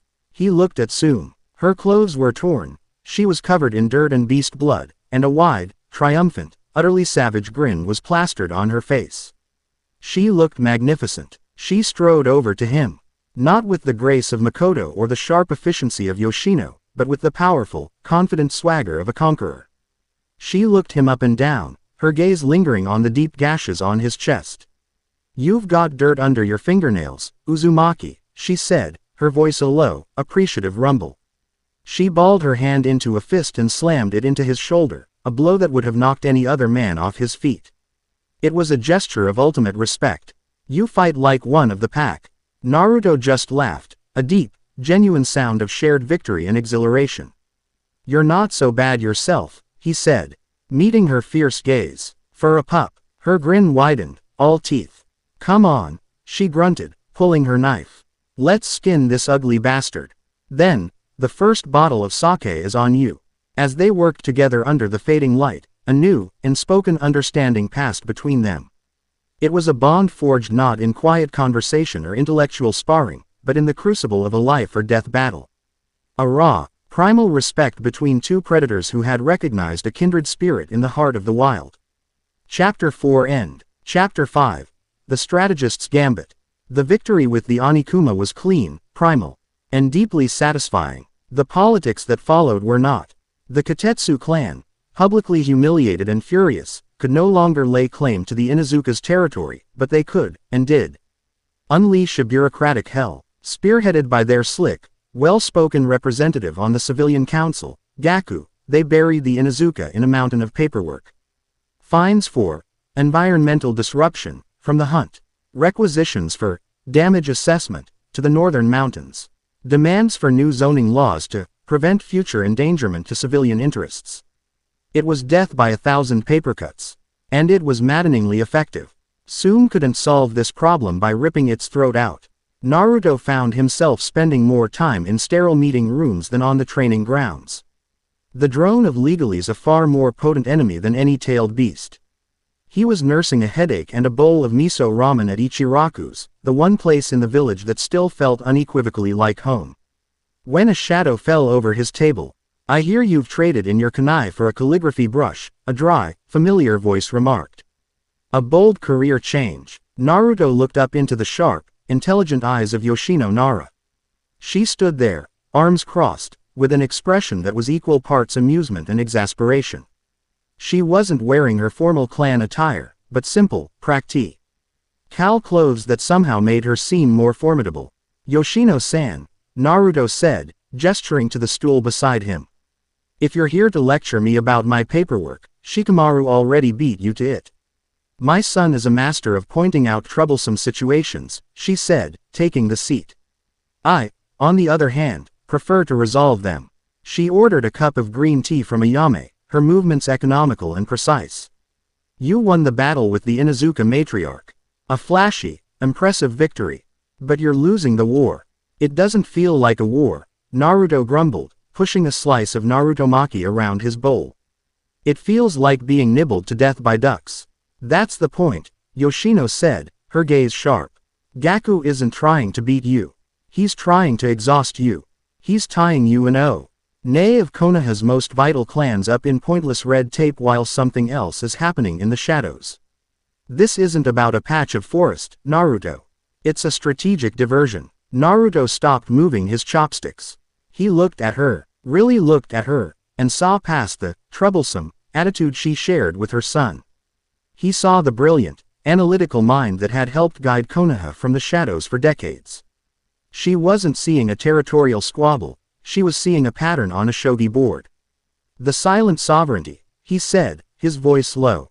She gave a slow, deliberate nod. "The same paw." TTERN of internal disruption we saw in Suna. Find a crack, a pre-existing rivalry or resentment, and hammer a wedge into it until the foundation breaks. Gaku is their wedge, so how do we fight him? Naruto asked. I can't just Rasengan the civilian council. The thought was tempting, but impractical. Yoshino took a slow sip of her tea, her eyes gleaming over the rim of the cup. No, a frontal assault is what he expects. It's what Sume would do. It's what the old you would have done. You need a new strategy. Meet me at the old shogi house in the 3rd ward tomorrow. Noon. She placed a few ryo on the counter for her tea. And try not to be late. I detest inefficiency. She left as quietly as she had arrived, leaving Naruto with a half-eaten bowl of ramen and the distinct feeling that he was about to be thoroughly outmaneuvered. The shogi house was a quiet, dusty place that smelled of old wood and stale tea. It was a haven for old men and off-duty shinobi who preferred battles of the mind. Yoshino was already there, seated at a board in a secluded corner, the pieces already arranged. She hadn't looked up when he arrived, her focus entirely on the game. You're 2 minutes late, she said without greeting. Sorry, a black cat crossed my path, so I had to go the long way, Naruto replied, sliding into the seat opposite her. A faint smile touched her lips. A poor excuse. Your move. He looked down at the board. He knew the basics of shogi, a game Shikamaru had tried and failed to teach him with any real success for years. He saw it as his friend did, a microcosm of battle. He moved a pawn forward. An aggressive, straightforward opening. Yoshino countered with a quiet move of her bishop to a defensive position. Gaku made his opening move when he filed the first complaint, she said, her voice low. Her eyes on the board. An aggressive, but predictable move. Just like that pawn. Naruto moved his rook, challenging her flank. My hunt with Sume was the response. It too. Okay, his most powerful piece, the land claim, off the board. It did, she conceded, moving a knight to threaten his rook. But you exposed your flank in the process. Now he's not attacking your king. He's attacking your supply lines. Your resources. Your time. See, she tapped the board. He's sacrificing his own pawns, public opinion, political capital, to put his lances and generals into position, surrounding you. They played in silence for several minutes, the only sound the soft click of wood on wood. Naruto found himself falling into a rhythm, the game consuming his focus. He saw the patterns Yoshino was talking about. The subtle feints, the long-term traps. He wasn't just playing against her, she was teaching him to see the whole board. He made a move, thinking he had trapped her silver general. She responded with a simple, almost lazy move of a pawn. He stared at the board. The pawn, which he had dismissed as worthless, had completely changed the dynamic. His attack was neutered, and his own king was now in jeopardy. Checkmate in 3 moves. He hadn't seen it coming. Damn, he breathed, leaning back. You focus too much on the powerful pieces, Yoshino said, her gaze analytical. You overlook the pawns. But a pawn, when it reaches the other side of the board, can become a gold general. Gaku is not the king in this game. He's a promoted pawn. Powerful, yes, but still disposable to the one moving the pieces. So we need to find the player, Naruto said. Exactly, she confirmed. And to do that, we need to understand his resources. Where does a man like Gaku, a councilman with a modest salary, get the funding for a team of expert legal scribes and political lobbyists? Where does he get the leverage to sway half the civilian council? This was the core of the problem. A battle Naruto couldn't win with his fists. I can find out, he said, a new determination in his voice. Let me be your pawn. For the next week, Naruto Uzumaki became Konoha's most effective spy. He created 1,000 shadow clones. Not for combat, but for information gathering. They were perfect spies. Undetectable, tireless, and able to disperse into a puff of smoke and memory if discovered. They listened in tea houses. Watched from rooftops, sifted through discarded records in the village archives. They were a silent, invisible net, gathering whispers and rumors, tracking financial records, and observing the movements of every person Gaku met with. Each night, Naruto would meet with Yoshino, sometimes at the shogi house, sometimes on a quiet park bench overlooking the village. He would dismiss his clones in waves.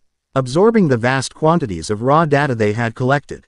It was a chaotic flood of information, but Yoshino's mind was a fine-meshed filter. She would listen intently, her eyes closed, processing, connecting, finding the signal in the noise. The money is coming from a series of import-export businesses, she murmured one evening, piecing together fragments from a dozen different clone reports. Shell companies. They trade in everything from textiles to farm equipment. But their ledgers don't add up. The profits are too high. And the leverage? Naruto asked. Blackmail, she said, her voice hard. Councilman Tojo has a gambling problem. Councilwoman Hibino has a son who was let off on a serious assault charge.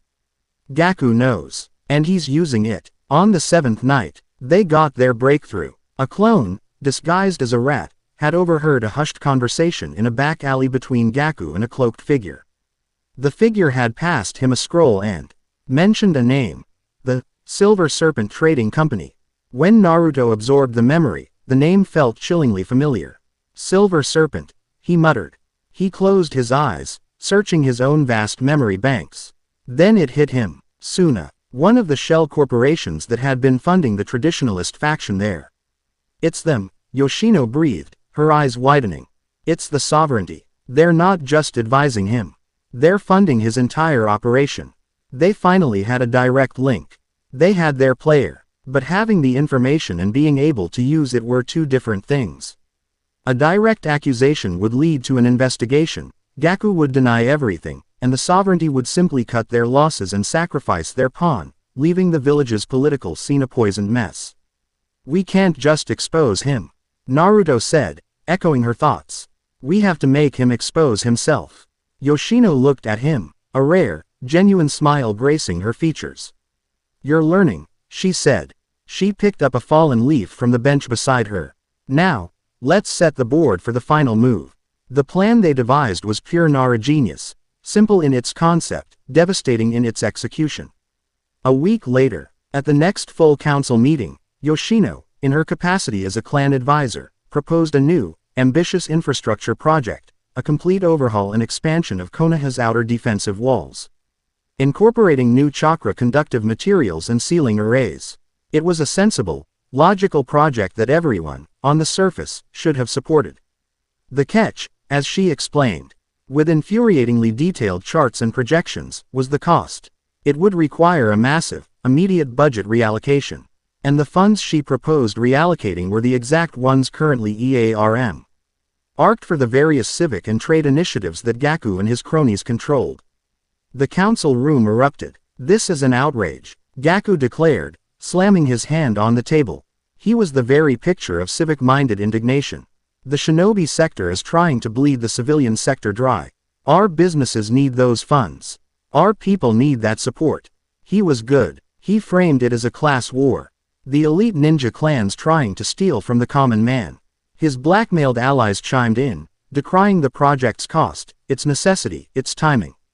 The debate raged for an hour. Yoshino calmly and coolly dismantled every one of their arguments with logic and facts, her composure unshakable. She was cornering him, forcing him to defend his position more and more rapidly. She was the strategist, setting the trap. Naruto, who had remained silent at the Hokage's side, knew it was time for the final move. Hokage-sama, he said, his voice calm but carrying an authority that silenced the room. Perhaps we can find a compromise. I'm sure Councilman Gaku is simply concerned about the financial health of the businesses in our village. He would never knowingly allow Konoha to be taken advantage of by outside interests. Gaku puffed out his chest. Of course not. My loyalty is to the people of this village. I'm glad to hear you say that, Naruto said, stepping forward. He placed a thick scroll on the central table. Because my team recently concluded an investigation into foreign investments in Konoha. Standard security procedure. He began to unroll the scroll. It was covered in names, figures, and transaction dates. We found that a number of the companies you champion, Councilman, receive the vast majority of their funding from a single, offshore entity. Naruto's finger landed dead on a name at the bottom of the scroll. A group that calls itself the Silver Serpent Trading Company. A collective gasp went through the room. The name meant nothing to most of them, but the implication was clear. Gaku's face went white. That's preposterous. A lie, is it? Naruto asked, his voice still gentle. He looked Gaku directly in the eye, his blue eyes as hard and clear as ice. His sage's perception could feel the man's heart hammering, the sour spike of fear in his chakra. Then you won't mind if the Hokage's office places a temporary freeze on their assets while we conduct a full investigation into their ties with the Silent Sovereignty, the same organization that attempted to assassinate the Cage's chief elder just a few weeks ago. Checkmate. Gaku was trapped. If he agreed, his power base would crumble, his funding cut off. If he refused, he would be publicly outing himself as an agent of an enemy power. His blackmailed allies stared at him in horror, realizing the pit he had led them into. They began to backpedal, distancing themselves from him with frantic haste. Gaku opened and closed his mouth like a fish, his carefully constructed world collapsing around him. He stared at Naruto, then at the implacable face of Yoshino Nara. He saw no triumph in their eyes. Only the cold, quiet finality of a perfectly executed plan. Two Anbu operatives materialized in the room. The game was over. That evening, Naruto and Yoshino sat at the same shogi board in the same dusty, quiet house. The game between them remained unfinished. For a knucklehead, she said, finally looking up from the board and meeting his eyes, you play a surprisingly good endgame. I had a good teacher, Naruto replied, a warm smile spreading across his face. The air between them was different now. The intellectual respect had blossomed into a palpable current of mutual admiration and a deep, resonant attraction. They had seen the inner workings of each other's minds, had fought and won a battle where the only weapons were wit and will. It was an intimacy more profound than any physical touch. Yoshino reached out and moved one of his pawns forward, pushing it into the final rank on her side of the board. She flipped it over, promoting it. A pawn, she said softly, can become a very powerful piece. You just have to know how to guide it. Naruto looked at her, at the fierce intelligence in her eyes. At the small, genuine smile that transformed her sharp features into something truly beautiful, and he knew, with absolute certainty, that this was just the beginning. Chapter 5 End. Chapter 6. A Mother's Love, a Mother's Ghost. Peace, Naruto was learning, was a far more complicated beast than war. War was a raging fire, singular in its purpose and direction. Peace was a city full of smoldering embers, any one of which could be fanned into a new inferno by a careless word or a hidden agenda. He felt this most keenly during the Cage Summit being held in Konoha. It was a testament to the new era that the 5 leaders could meet in one village without an army at their backs, but the smiles were strained and the handshakes were a little too firm. They were discussing trade routes, shinobi exchange programs, and joint responses to the growing threat of the Silent Sovereignty. Gaara's presence was a calm, steadying anchor in the turbulent political waters. His quiet authority a far cry from the unstable boy Naruto had first met. It was during a recess in these talks that the sky broke. There was no warning. One moment, the sun was shining on a bustling Konoha marketplace. The next, a whirlwind of sand erupted from the ground in Training Ground 7, the old, nostalgic home of Team 7's first bell test. It was not a normal sandstorm. This was a contained, vertical cyclone. A churning pillar of gold and brown that reached for the heavens, roaring with the fury of the deep desert. It did not expand, did not dissipate. It simply was, a localized, impossible weather phenomenon. The Anbu were the first to respond, a ring of porcelain masks and drawn blades appearing on the perimeter. A captain, his hands weaving a flurry of signs, yelled, "Water style, water dragon jutsu." A massive serpent of pressurized water surged from his position, crashing into the sand pillar. It was like throwing a bucket of water at a mountain. The sand swallowed the dragon whole. Not a single drop reaching the other side. The cyclone didn't even slow. From within the roaring vortex, a lash of sand, hard and fast as a steel whip, shot out and cracked the ground where the Anbu captain had been standing. It wasn't a malicious attack. It was a warning, a definitive, absolute stay back. By the time Naruto and the other Cage arrived, the training ground was a scene of controlled chaos. Shinobi were evacuating civilians, setting up barriers, their faces a mixture of confusion and alarm. "What is it?" the Raikage, Darui, demanded, his one visible eye narrowed. "Asuna weapon." Gaara stepped forward, His expression unreadable, his own gourd of sand humming in sympathy with the storm. He stared at the pillar, his focus absolute. No, he said, his voice barely a whisper. This sand, it's familiar. Naruto closed his eyes, extending his own senses. He didn't feel a malicious chakra signature at the heart of the storm. He felt something else, a vast, overwhelming emotion. It was not hatred, it was not rage, it was a bottomless well of love, so fierce, so absolute, it had become a physical force. And tangled within that love was a profound terror and a deep, soul-crushing confusion. It felt like a mother animal protecting a den she couldn't find. It's not an attack, Naruto said, his eyes snapping open. It's a defense. It's scared. Scared. Tsuchikage Kuretsuchi scoffed. That thing tore a trench 50 meters long because someone got too close. That's not scared, that's territorial. As they watched, the storm seemed to coalesce, its roaring quieting slightly. In the swirling heart of the sand, a figure began to take shape, hazy and indistinct at first, then solidifying. It was a woman with kind features and long, pale blonde hair, dressed in the formal, archaic robes of the Suna nobility. Her eyes were closed, her expression one of pained serenity. A collective gasp went through the older Suna shinobi who had accompanied Gaara. One of them, an old woman with a face like a dried riverbed, stumbled forward, her eyes wide with disbelief. It cannot be, she breathed. Lady Karura. Gaara froze. The name struck him like a physical blow. The ever-present calm of the cage shattered, replaced by a profound, shell-shocked stillness. He stared at the woman in the storm, at the face he had only ever seen in portraits, the moth. Whose will was infused in the very sand that had protected and imprisoned him his entire life. Mother. The word was a ghost on his lips, a sound of utter impossibility. The woman's eyes opened. They did not seem to see them. They were unfocused, looking through the world, not at it. The sand around her pulsed, a visible manifestation of her agitated emotional state. This was the silent sovereignty's next move. It was an act of psychological warfare so brilliant, so utterly depraved, it took Naruto's breath away. They hadn't just reanimated a powerful shinobi. They had resurrected a memory. A symbol. They had weaponized a mother's love and dropped it into the heart of their greatest enemy's village, in the middle of a cage summit. It was a declaration. Nothing is sacred. Not even your dead. Not even your mother's. The reanimation felt wrong. It wasn't the gray, cracked skin and soulless eyes of the Edo Tensei.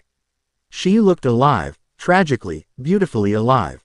Her chakra felt complete, a soul torn from the pure lands and forced back into a vessel of flesh and blood.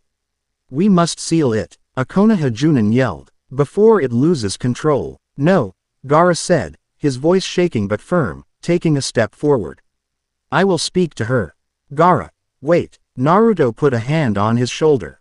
He could feel the tremor running through his friend's body. That isn't your mother. Not really. It's a puppet. I have to, Gaara insisted. His eyes locked on the apparition. He took another step, and the sand responded instantly. A massive, crushing wall of it rose from the ground, blocking his path. The love Naruto had sensed turned possessive, furious. The spectral Karura's head snapped towards Gaara, her unfocused eyes narrowing. The sand wasn't just protecting her. It was protecting him from the world, just as it always had. The confused spirit could not distinguish friend from foe, it only recognized its child and perceived everything else as a threat to him. A dozen sand tendrils lashed out, not at Gaara, but at everyone around him. Naruto moved in a flash of gold, a chakra arm intercepting the tendrils meant for the other cage. From the crowd of onlookers, a wall of Uchiha blue energy shimmered into existence as Makoto, who had arrived with the others, used her Mangekyo to shield a group of civilians.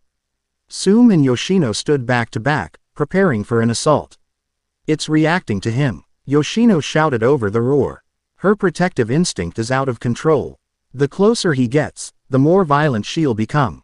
Naruto saw it then. They couldn't fight this. Fighting would NLY confirm the spirit's fear that the world was a threat to her son. Sealing it would be like trying to seal an ocean. This wasn't a problem that could be solved with power. It needed something else. Everyone, back off, Naruto commanded, his voice ringing with an authority that cut through the panic. Give her space. Lower your weapons. Naruto, what are you doing? Kakashi asked, appearing at his side. I'm going in, he said simply. It will tear you apart. No, it won't, Naruto replied, his gaze calm and certain. He looked at the spirit of Karura, at the storm of love and terror, and he didn't see an enemy. He saw a kindred spirit. He saw the echo of his own mother, whose love had been sealed inside him as a final, desperate act of protection. He understood. Ignoring the shouts of protest, Naruto began to walk forward. He dropped his chakra shroud, letting the golden aura fade until he was just a man in a flak jacket. He held his hands out, open and non-threatening. The storm of sand raged. The sound a deafening roar. A wave of sand, 100 feet high, rose up before him, poised to crush him into dust. He didn't stop walking. He didn't flinch. He just focused on the woman in the center. Projecting his thoughts, his feelings, his very essence. I'm not going to hurt you, he thought, pushing the feeling of calm, of empathy, out into the storm. I'm not a threat. The wave of sand trembled, hesitating. He took another step. I know what it's like. To have a love so strong it becomes a cage. My mother, she did the same for me. He let the memory of Kushina surface. Her fierce, red-haired love. Her final words. The chakra she had left inside him. A final gift that had saved him from the 9 tails more than once. He didn't just remember it, he projected it, a wave of his own emotional history meeting hers. The sandstorm lessened, the roaring dropping to a low hum. The massive wave before him dissolved, flowing back into the churning vortex. He kept walking, his boots sinking into the soft sand that now covered the training ground. He was inside the storm now, the winds whipping his hair and clothes, but they no longer held any killing intent. He stopped 10 feet from Karura. He could see her clearly now. The tears streaming from her vacant eyes. The profound sorrow etched on her face. She was a prisoner in her own power, a ghost trapped in an eternal, loving nightmare. Karura-san, he said. His voice quiet, yet it carried over the wind. Your son is safe. He's strong. He's the cage. He's honored. He's loved. You did it. You protected him. Your love, it saved him. He spoke of Gaara, not the powerful cage, but the boy. The lonely child who had spoken to the moon. The friend who had learned the true meaning of love and connection. He spoke of his own loneliness. Of the burden of being a Jinchuriki, of the unconditional love from his own parents that he had only discovered later in life. He was speaking a language only they could understand. The language of inherited love and profound solitude. Slowly, agonizingly, Karura's eyes began to focus. They shifted from the empty sky to him. She saw him, and through him, she saw the truth of his words. The terror in her began to recede, replaced by a dawning, heartbreaking understanding. The massive sandstorm began to die down. The pillar of roaring sand shrank, the winds calmed, until it was just a gentle swirling around her feet. The absolute defense had lowered its shield. She looked past Naruto, her gaze finally finding Gaara, who stood frozen at the edge of the training ground. A single, lucid tear traced a path through the dirt on her cheek. My son, she whispered, her voice like the rustle of dry leaves. My beautiful boy. And then, her strength failed her. Her eyes rolled back, and she collapsed. Before she could hit the ground, Naruto was there, catching her in his arms. The last of the sand settled onto the ground with a final, mournful sigh. Silence fell over Training Ground 7. Naruto stood in the center of the now peaceful arena, holding the unconscious, resurrected form of the 4th Kage's wife. He looked up, his gaze sweeping over the shocked faces of the Kage, the Anbu, and the matriarchs of Konoha who had watched the entire impossible event unfold. He had faced a manifestation of pure, unconditional love and had met it not with force, but with understanding. He hadn't defeated an enemy. He had calmed a mother's tormented heart. And in doing so, he had forged a bond with a spirit torn between worlds, an act that would once again change the balance of power, and of love, in his increasingly complicated life. Chapter 6 End. Chapter 7. The Matriarchs, Council. The silence that descended upon Training Ground 7 was heavier than any sound. It was a silence filled with the weight of an overturned coffin, of a ghost made flesh, of a power so profound it had brought the leaders of the shinobi world to a stunned standstill. Naruto stood in the center of it all. The unconscious form of Karura held gently in his arms. She was surprisingly light, as if her physical body was merely a suggestion, a vessel for the storm of love that had now quieted within her. Gaara was the first to move. He walked forward slowly, his boots making no sound on the freshly laid carpet of sand. He stopped before Naruto, his seafoam eyes, for the first time since he was a child, filled with a vulnerable, heartbreaking uncertainty. He looked from Naruto's calm, steady face to the peaceful, sleeping features of his mother. "Is she?" he began, his voice raspy. "She's here," Naruto said softly. "The jutsu feels unstable, like a flickering candle, but her soul, her chakra, it's her. She's just exhausted." The other cage approached cautiously, their expressions a mixture of awe, suspicion, and profound unease. "What do we do with her?" Kuretsuchi asked, her voice uncharacteristically subdued. "She can't be allowed to remain in the village. She's a security risk of an unprecedented level. She is not a..." "What?" Naruto stated, his voice quiet but infused with a steel that made the Tsuchikage flinch. "She is a... who? And she is a victim. She will be treated as such." He adjusted his grip, holding Karura more securely. "She will be placed under my personal care, in a secure location. I will take full responsibility for her." It was a declaration that hung in the air. A power play made without a hint of aggression. He wasn't asking for permission. He was informing them of a fact. He was no longer just Konoha's hero, he was a power unto himself. And he was drawing a line in the sand. Darui, the Raikage, grunted, crossing his powerful arms. "You're taking responsibility for a reanimated legend who can create a sandstorm that swallows a water dragon. You've got guts, Jinchuriki. I'll give you that." Gaara looked at Naruto, and in that gaze, a lifetime of gratitude, friendship, and absolute trust was exchanged. He turned to the other cage. "My mother will remain with Naruto Uzumaki," he said, his voice regaining its familiar, unshakable authority. "This is a Suna matter. I consider her a delegate of my nation, under the diplomatic protection of my closest ally. He has proven he is the only one who can reach her." It was a masterful political stroke, instantly transforming Karura from a dangerous weapon into a protected diplomat. The matter was settled. From the edge of the training ground, three women watched the exchange with an unnerving, synchronized intensity. Makoto Uchiha saw a man wielding empathy with the same devastating force her clan wielded hatred, and she felt a sense of profound, redemptive hope. Sume Inuzuka saw an alpha male impose his will on the other pack leaders without a single snarl, using pure presence, and she felt a primal, gut-deep respect. Yoshino Nara saw a chaotic, unpredictable element seize control of a political crisis and resolve it with a single, brilliant, unconventional move. And she felt the thrilling intellectual spark of a perfectly played, impossible shogi move. They all saw the same thing. A new center of power in their world, and he wasn't sitting on a cage's throne. He was standing in a field of sand, holding a ghost. Night fell. Naruto had brought Karura to the old Namikaze compound on the outskirts of the village. It was a place he had avoided for years, a sprawling, empty memorial to the parents he'd never known. But now, it felt right. It was a place of inherited love, a fitting sanctuary for a woman who was the very embodiment of it. Karura rested in a simple room, sleeping a deep, unnatural sleep. Naruto sat in a chair by her bed, not watching her, but feeling her. Her chakra was a faint, gentle warmth in the room, a stark contrast to the raging tempest it had been hours before. He was trying to understand the jutsu that bound her here, its mechanics, its weaknesses. A soft footstep in the hallway announced his first visitor. He didn't need to turn.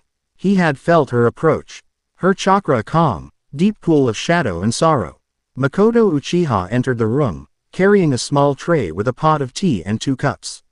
She moved with a silent grace, her presence a comforting balm in the quiet house. "I thought you might need this," she said softly, pouring the tea. "The living have needs that the dead do not." "Thank you," Naruto said, accepting the cup. Its warmth seeped into his hands. She stood beside him, her gaze on the sleeping Karura. "What you did today, I have seen the Mangekyo Sharingan twist love into a curse that can burn the world. I have never seen it used as a key to heal it." "It wasn't a jutsu," Naruto said, looking into his tea. "I just understood her. The feeling of being alone, protected by a love you can't touch. It's a familiar cage. Makoto placed a gentle hand on his shoulder. It was a simple, motherly gesture, yet it carried the weight of a shared history of loss and survival. Her touch was warm, her fingers long and elegant. You are a new beginning, Naruto. For all of us, you prove that power doesn't have to corrupt. That a great heart is a greater weapon than any Kekkei Genkai. Her words sank deep, filling a part of him he didn't know was still empty. He had been praised as a hero, a savior. But she was seeing the man, the soul, and her validation felt more meaningful than the cheers of any crowd. The established powers, the councils, even the cage, they won't know how to fight this new enemy, Makoto continued, her voice dropping to a near whisper. They fight wars of territory and might. The sovereignty fights a war of the soul. We need a new response. She met his eyes, her own dark gaze holding a new, fierce resolve. My people, what is left of us, we will follow you. Our knowledge of forbidden jutsu, our hidden sanctuaries, they are yours to command. Before Naruto could respond, another presence announced itself. This one was sharper, a dry, analytical energy that preceded her down the hall. Yoshino Nara appeared in the doorway, her arms crossed, her expression one of thorough assessment. Emotionally reckless, she stated, her eyes flicking from Naruto to Makoto, then to the sleeping Karura. But strategically flawless. You've turned the enemy's greatest psychological weapon into your personal asset. It's a move so audacious, I'm almost offended I didn't think of it first. She walked into the room, her gaze sweeping every corner, assessing security, escape routes. The cage are in a panic. They're debating regulations for dealing with resurrected entities. They're trying to apply old rules to a new game. They're going to fail. That's why we can't rely on them, Makoto said calmly. Precisely, Yoshino agreed, her sharp eyes meeting Makoto's. A silent, instantaneous understanding passed between the two brilliant women. Konoha needs a new immune system. A shadow council that operates outside the official channels, one that can be as ruthless and adaptable as the enemy. Her gaze settled on Naruto.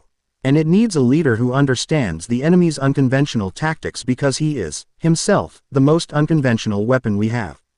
The quiet conversation was shattered by a third arrival. This one didn't bother with footsteps. The front door of the compound simply slammed open, and the heavy, confident tread of Sume Inuzuka echoed up the stairs. She appeared in the doorway, a feral, kinetic energy that seemed to suck the quiet out of the room.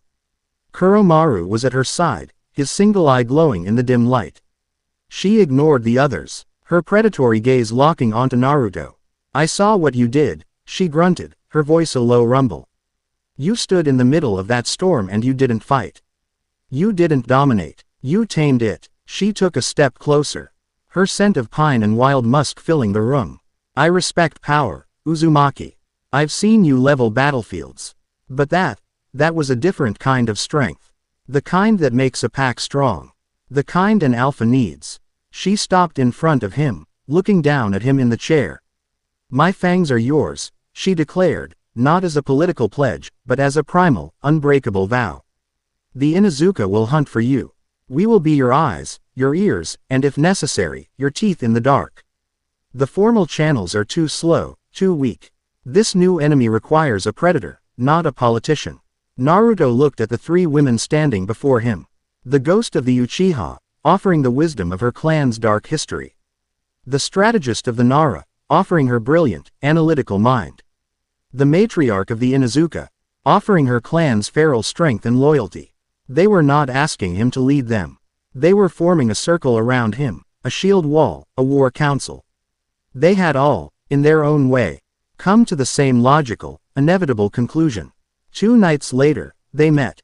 The location was a hidden Uchiha temple, deep beneath the Naka River, a place Makoto had revealed to him. The air was cool and ancient, the walls lined with scrolls detailing the history of a clan that had tried, and failed, to change the world through power and hatred. It was a fitting place to begin a new chapter. A single, glowing crystal illuminated a round stone table. Naruto was there, so were Makoto, Yoshino, and Sume. At their invitation, 2 other women had joined them. Ino's mother, a quiet, observant woman whose placid demeanor hid the sharp mind of a Yamanaka censor, and Choji's mother, a woman with a surprisingly formidable presence, representing the Akamichi's vital role in support and logistics. And in a chair slightly removed from the table, wrapped in a warm blanket and sipping a cup of tea, was Karura. She was awake, lucid, her eyes filled with a profound, otherworldly sadness, but the storm was gone. They tore me from a peaceful sleep, Karura said, her voice a soft, sandy whisper. It was the first time she had spoken at length. It was not a violent process. It was seductive, a voice promising I could see my son again. Protect him. The jutsu feeds on love. It twists it, magnifies it, until it becomes a weapon. Her words sent a chill through the room. This was their first real piece of intelligence on the enemy's methods. Yoshino leaned forward, her fingers steepled. This confirms my hypothesis. The silent sovereignty is not a monolith. They have different cells with different specializations. The group in Suna used political manipulation. The group that came after the Uchiha used anti-Sharingan technology. And this cell wields a forbidden resurrection jutsu that weapon Izeshi emotion. We are fighting a multi-front war against an enemy with diverse and esoteric capabilities. We need to be the same, Sum growled. We need to be able to bite from any direction. Our purpose, Makoto said, her voice calm and clear, is to be the shadow hand that protects the village. We will gather intelligence the Anbu cannot. We will neutralize threats the Hokage cannot officially acknowledge. We will operate in the gray areas where this war is being fought. The Yamanaka matriarch spoke for the first time. My clan can create a covert psychic network. A communication web that is undetectable. We can link our thoughts, share information instantly. The Akamichi can establish safe houses, Choji's mother added. Supply caches. We can move resources without going through official channels. It was happening. A new power was being born in that forgotten temple. Each woman, a pillar of her respective clan, was pledging her strength, not to Konoha's formal structure, but to this secret council. To Naruto. He hadn't said a word, simply listening, absorbing their strength, their intelligence, their will. He was the reason they were here. The sun around which they now orbited, but he knew this was a council of equals. He finally spoke, his voice quiet but resonant in the ancient chamber. Our first priority is intelligence. Who are they? What is their ultimate goal? Karura-san's resurrection was a message, but it was also a test. They are testing our defenses, our reactions. He looked around the table, his blue eyes meeting each of theirs in turn. We will be the answer they never see coming. The air was electric. It was more than a strategic meeting, it was an anointing. Naruto looked at these powerful, intelligent, fiercely protective women. His partners, his allies. Makoto's soulful, unwavering belief. Yoshino's sharp, challenging intellect. Sum's raw, possessive loyalty. And Karura's gentle, grateful, and profoundly powerful spirit. A new kind of family was being forged in this underground tomb, a new center of power for a world on the brink. They were Konoha's matriarchs, and he was their chosen champion. This was their council. The war for the soul of the world had begun. Chapter 7 End. Chapter 8. The Silent Sovereign. The intelligence came not as a shout, but as a whisper. It flowed through the psychic network Ino's mother had woven. A silent, instantaneous web connecting the minds of the council.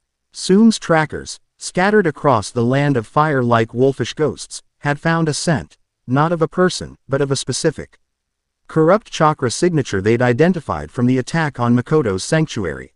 The whispers and the scent all led to one place, an abandoned fortress in the rain-drenched, perpetually weeping landscape of a megacre. It was a place of ghosts, the former heart of Akatsuki's fractured idealism, a monument to a peace sought through annihilation.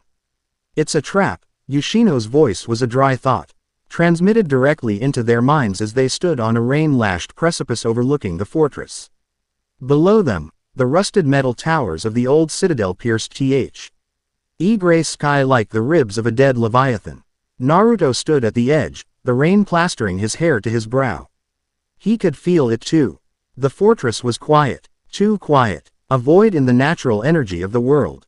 I know, he sent back.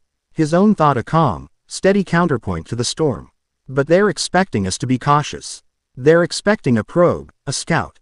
We're not going to give them that.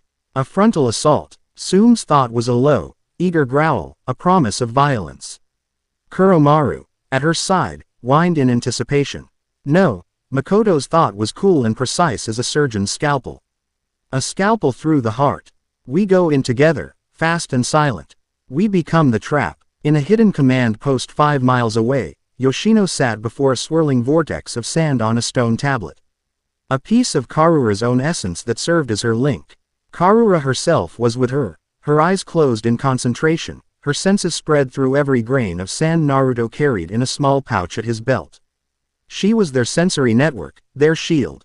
Soon, you and Naruto will create the primary diversion on the west wall, Yoshino commanded, her voice the only sound in their psychic space. Loud, destructive, and draw their attention. Makoto, you will use that opening to phase through the eastern wall.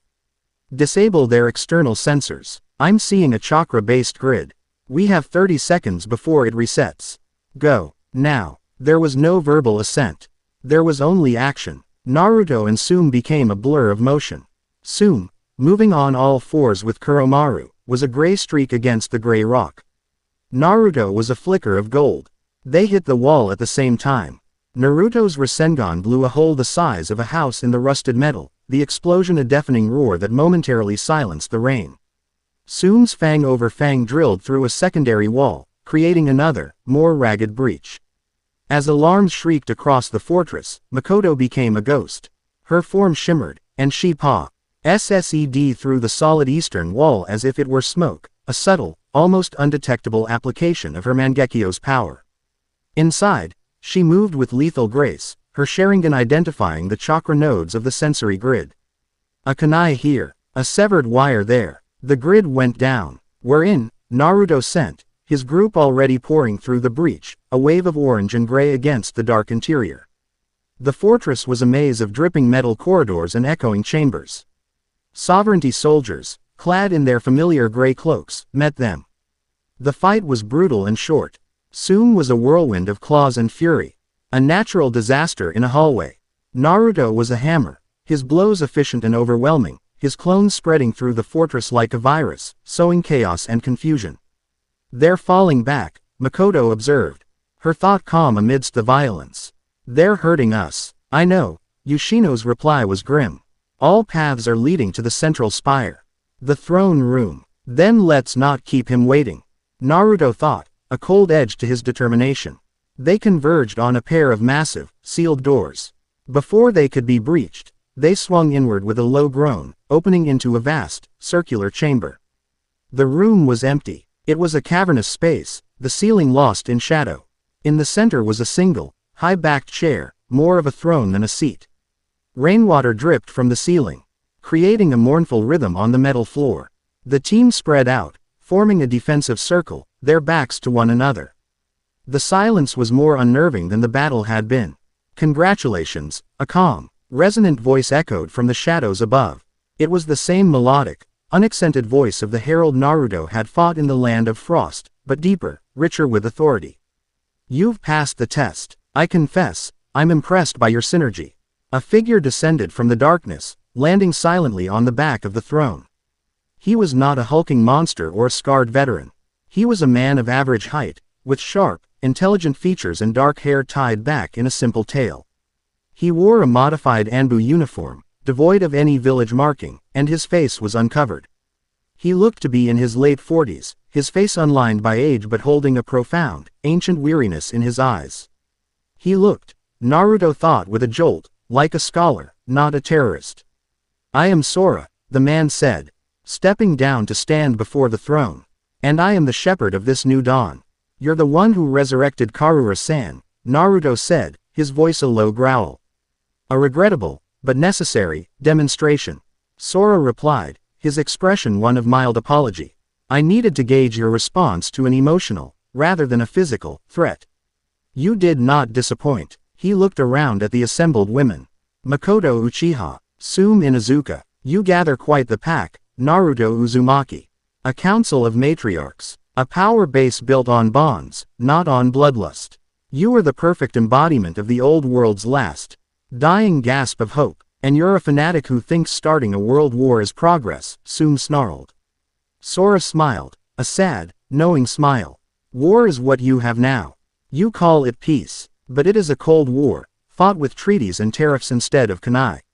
The great villages are a failed experiment. They breed nationalism, suspicion, and an endless cycle of hatred that births monsters like Madara.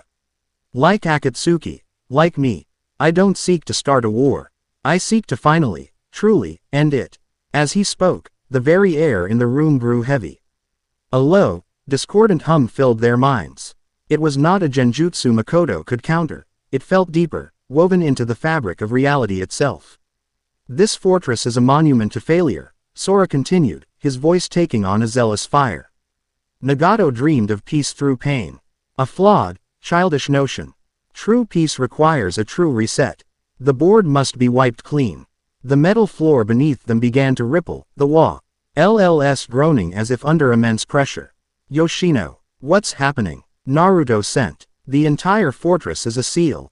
Her frantic thought returned. He's channeling an immense amount of chakra into it. It's not designed to contain a person, but to warp a space. Get out of there. But there was nowhere to go. The doors behind them had vanished, replaced by a solid wall. Sora stood calmly as the world around them dissolved into a chaotic, nightmarish landscape of twisted metal and impossible geometry. It was the Herald's reality-bending jutsu, magnified 1,000 times. Let me show you the truth of this world. Sora boomed, his voice echoing from all directions. Grotesque creatures, amalgamations of twisted metal and raw, screaming chakra, rose from the floor. I'll take the big ones. Sume roared, already charging forward. Karura-san, now, Naruto yelled into the open air. Miles away, Karura's eyes snapped open. The sand in Naruto's pouch erupted, not as a weapon, but as an anchor. A shield of golden sand. Her ultimate defense, materialized around the team, a perfect sphere that repelled the warping reality, creating a small, stable island in the sea of chaos. Impressive, Sora's voice noted with academic interest. The will of a mother, reaching across miles to protect her child's allies. Makoto's Mangekyo flared. His illusions are layered over the reality warp. Don't trust your eyes. She projected her own chakra, a subtle blue haze that settled over her allies, attempting to cut through the visual distortion. It was a battle on 4 fronts. Sume and Naruto fought, the physical manifestations in a brutal melee. Karura and Makoto fought a defensive battle against the esoteric, reality-bending assault. And Yoshino fought the strategic battle, her mind racing. The energy is flowing to him. Her voice cut through the psychic din. He's the epicenter. You can't just defend. You have to break his concentration.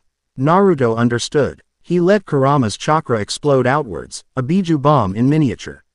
A wave of pure destructive force that vaporized the creatures and, for a second, caused the warped reality to flicker.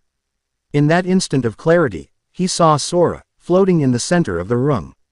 His hands held in a complex, unfamiliar seal. Naruto shot towards him, a golden arrow. Sora met his charge, not with a jutsu, but with a single, black chakra receiver, identical to the ones Pain had used.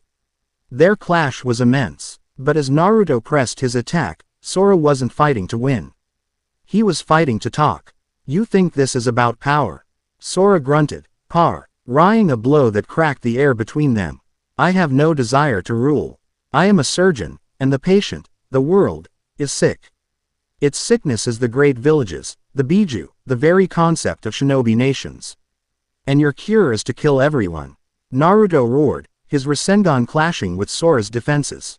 Not everyone, Sora countered, a fanatical light in his eyes. The great cleansing is not an end.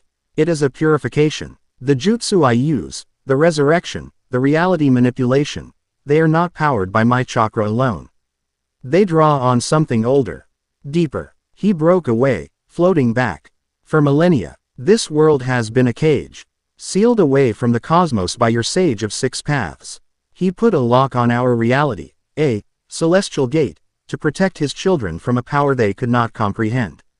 He neutered the world. Naruto froze, the name sending a jolt through him. He had heard whispers of it from Kurama, ancient, half-formed memories from the sage himself. A final, great seal against an outer god. Every time I use one of these large-scale jutsu, Sora explained, his arms spread wide, a messianic figure in a storm of his own making, I am not just fighting you. I am picking that ancient lock. I am weakening the seal. The instability, The strange phenomena you will soon begin to see, that is the barrier thinning. That is the prelude to the cleansing. You're insane. Makoto's thought cut through the chaos. You have no idea what you're unleashing. I am unleashing absolution, Sora declared. A power that will wash away the borders, the bloodlines, the hatred. It will scour this world clean, leaving behind only the worthy, a blank slate upon which a truly unified world, free from the sins of the past, can be built. The fortress groaned its final death rattle. The warped reality began to collapse in on itself, not correcting, but imploding. He's destroying the seal entirely. Yoshino's psychic scream was one of pure alarm. The spatial collapse will kill you all. Sora smiled. This was an enlightening conversation. But I'm afraid my work here is done. His body dissolved into a flock of black paper butterflies, a jutsu eerily reminiscent of Conan's, and vanished. Karura-san, Naruto roared. Get us out. The sphere of sand around them glowed with a blinding intensity. Instead of shielding them, it imploded, compressing them, protecting them. As the space around them tore itself apart. For a terrifying, disorienting second, they were nowhere, crushed in a bubble of sand and will, tossed on a sea of non-existence. Then, with a violent lurch, they were spat out, crashing onto the muddy ground miles away from the fortress, just as the entire metal citadel folded in on itself with a deafening, final shriek of tearing metal, and vanished, leaving behind only a swirling, unnatural vortex in the rain. The council lay on the wet ground, bruised, exhausted, but alive. The psychic link was quiet, the members each processing the terrifying new reality. Their enemy was not a rogue ninja seeking to rule the world. He was a high priest seeking to end it. And he believed, with every fiber of his being, that he was its savior. The war was no longer for the future of the villages. It was for the future of existence itself. Chapter 8 End. Chapter 9. The Whispers of the Stars. The return was not a teleportation. It was a birth, a violent, traumatic expulsion from non-reality. One moment they were being crushed in a bubble of sand and will, the next they were sprawled in the mud and unrelenting rain of a megakure, gasping for air as if it were their first breath. The phantom pressure of spatial collapse still squeezed their bones. For a long moment, no one moved. The only sound was the drumming of the rain on the muddy ground and their own ragged, desperate breathing.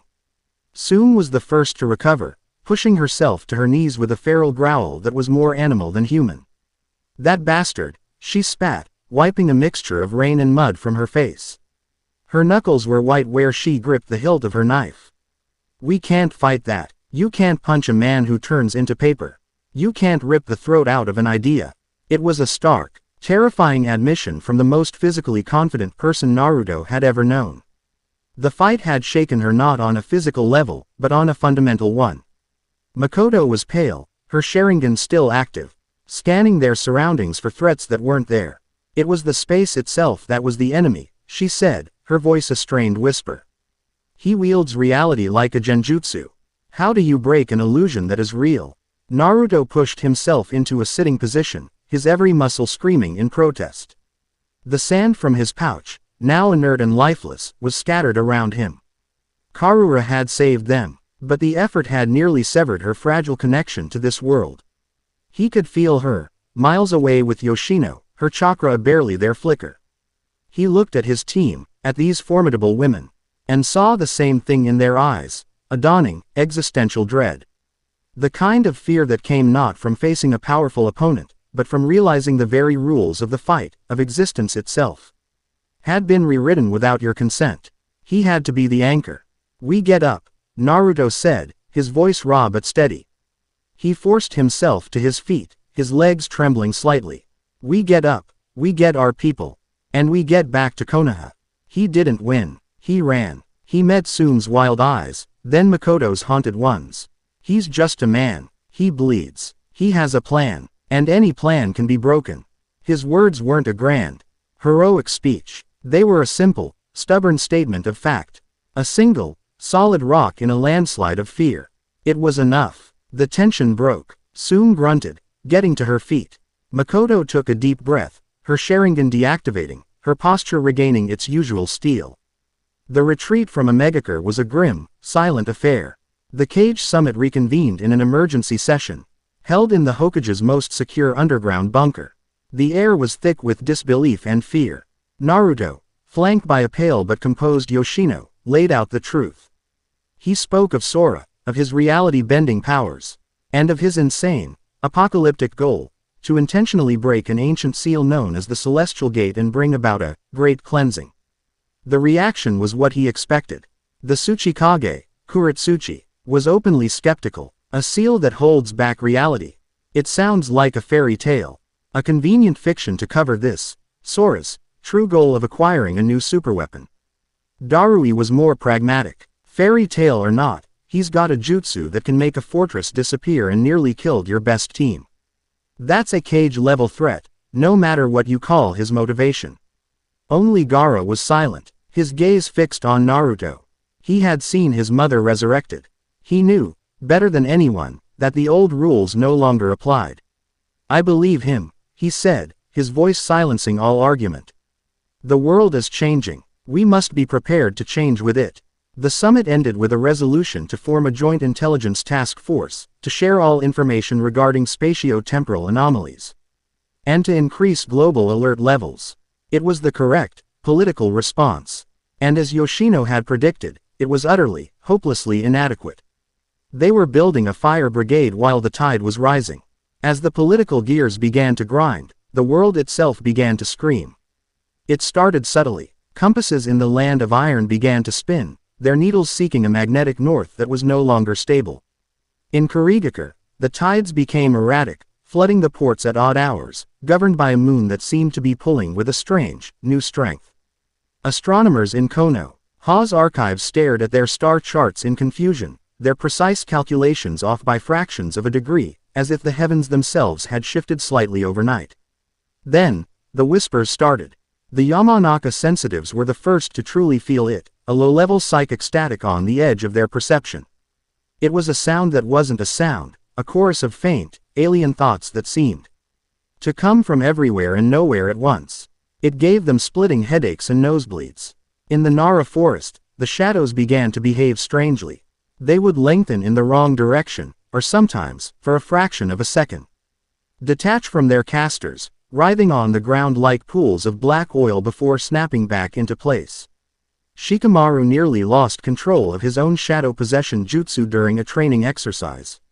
His shadow resisting him, fighting to go somewhere he couldn't see. The phenomena grew more overt. A Konoha patrol on the northern border reported seeing a NGE aurora in the sky. Not the familiar greens and blues of the poles, but a shifting, sickly curtain of violet and gray that seemed to absorb the light around it. They reported that looking at it for too long made them feel dizzy. Their thoughts becoming disjointed and strange. The council met again in the Uchiha temple, the atmosphere heavy with a dread that was no longer theoretical. The Abarame's Kikaichu are agitated. Makoto reported, her voice tight. They are consuming chakra at an alarming rate. Shibi-san says it's as if they are fighting off a constant, low-level infection, a corruption of the natural energy they feed on. Quote, the shamans of my clan are having nightmares, Sum added, her usual boisterous energy replaced by a grim tension. They speak of a hole in the sky. They say the ancestral spirits are quiet, hiding. The data is nonsensical, Yoshino said, frustration etched on her face as she paced before a series of maps and charts. The tidal patterns, the magnetic deviations, the atmospheric energy readings, there's no coherent pattern. It's not a single force acting on our world.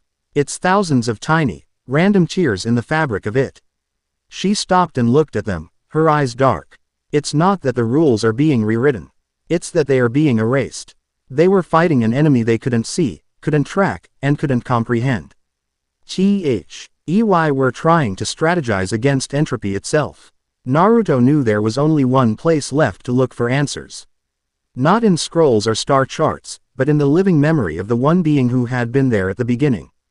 That night, he sat in deep meditation, cross-legged on the floor of the Namikaze compound. He turned his senses inward, past the hum of the village, past the beating of his own heart, and into the vast, searing sea of crimson chakra that was his other half. He found Kurama, not sleeping, but waiting for him, the great fox's 9 tails twitching with an agitation Naruto had not felt since the war. You feel it too, don't you? Naruto projected into the shared space of his mind. The old man's work is coming undone, Kurama rumbled, his voice the sound of grinding consonants. The sutures are dissolving. Sora called it the Celestial Gate, Naruto said.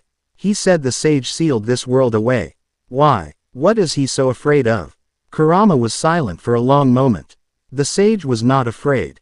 He was wise. He knew that some doors must remain closed. Words will not be enough, Kit. To understand, you must see. A wave of ancient, impossibly powerful chakra washed over Naruto. It was not Kurama's. It was older, vaster. A ghost of the Sage of Six Paths himself, a memory imprinted on the Biju's very soul. Naruto's consciousness was ripped from his body, pulled back through the mists of time. He was no longer in his body.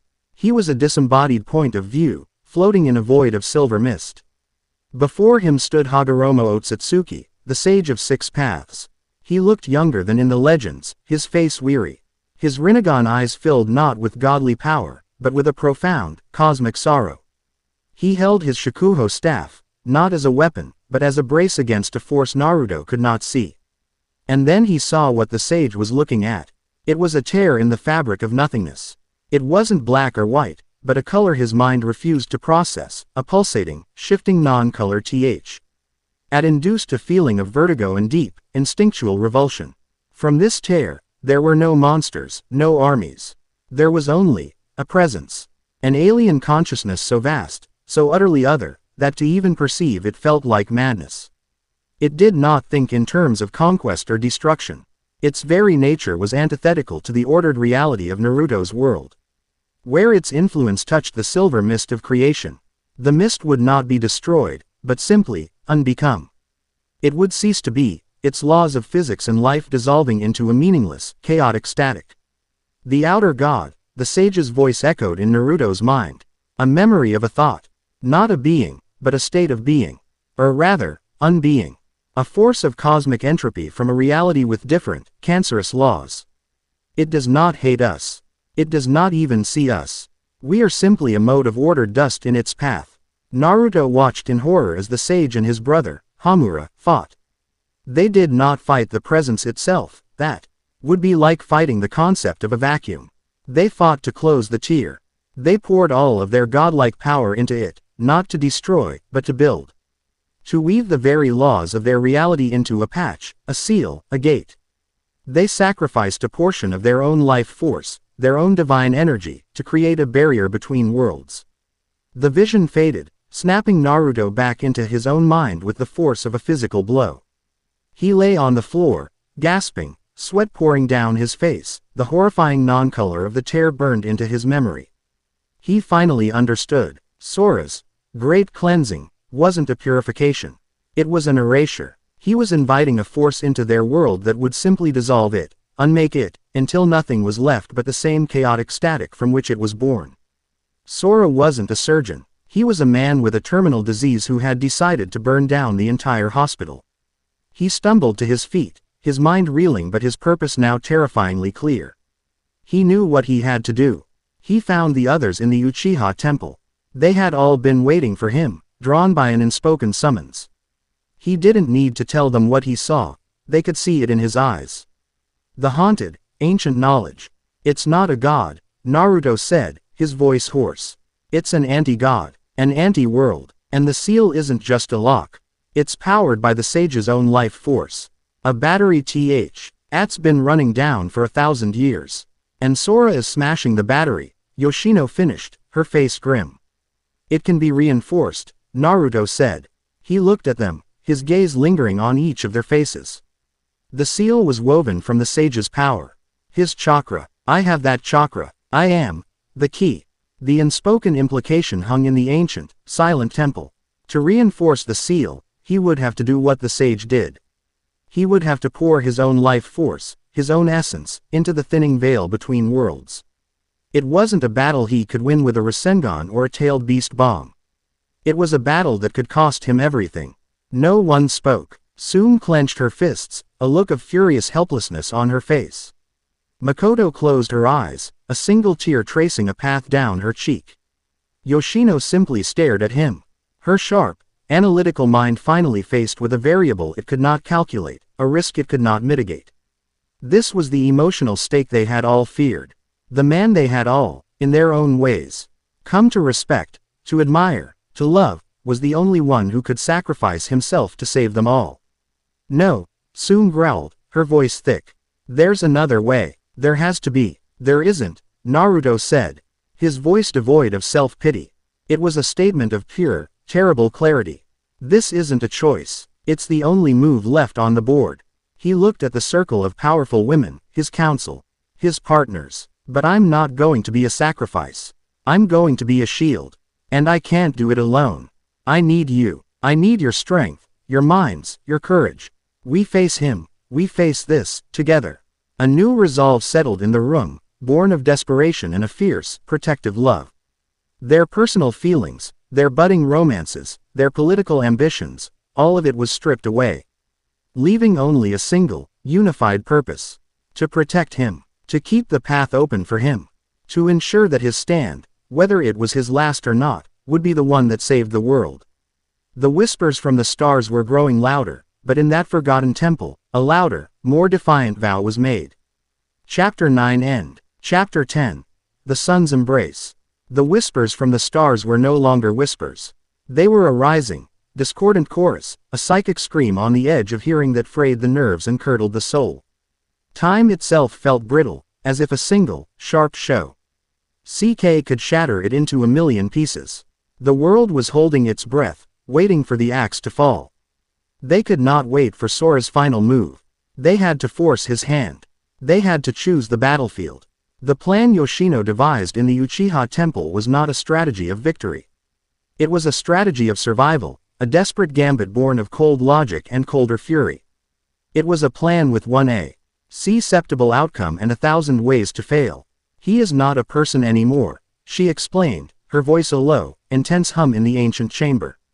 Her hands moved over a map of the elemental nations, not pointing to cities or landmarks, but to points of esoteric energy.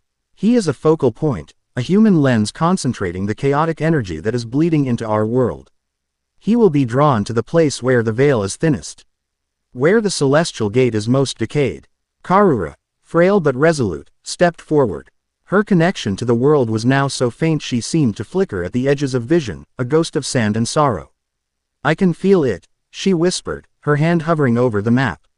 Not a place on the ground, but a wound in the sky. Her finger descended, landing on a desolate, unnamed peak in the jagged mountains that formed the border between the land of fire and the land of sound.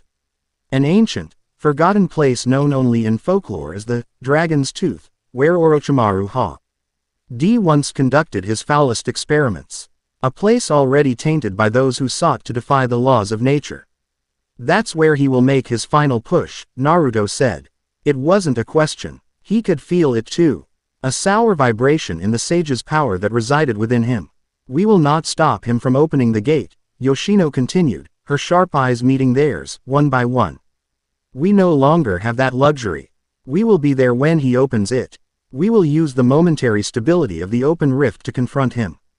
And Naruto, she turned to him, her expression stripped of all its usual irony and left with only grim purpose. You will use it to reinforce the seal. From the inside, the finality of it hung in the air, cold and absolute. The hours before they departed were a collection of quiet, stolen moments. Each one a lifetime. Yoshino found him not with a map, but with a shogi board. They didn't play. She simply sat across from him, her hand resting on his king. There is no strategy for this, she said softly, her voice losing its tactical edge for the first time. No brilliant move, only the will to see it through. He met her gaze, and in the depths of her intelligent eyes, he saw not a strategist, but a woman terrified of making a calculation where the only acceptable variable was the man before her. He reached across the board and placed his hand over hers. It was a concession, a promise, and a vow, all in one silent gesture.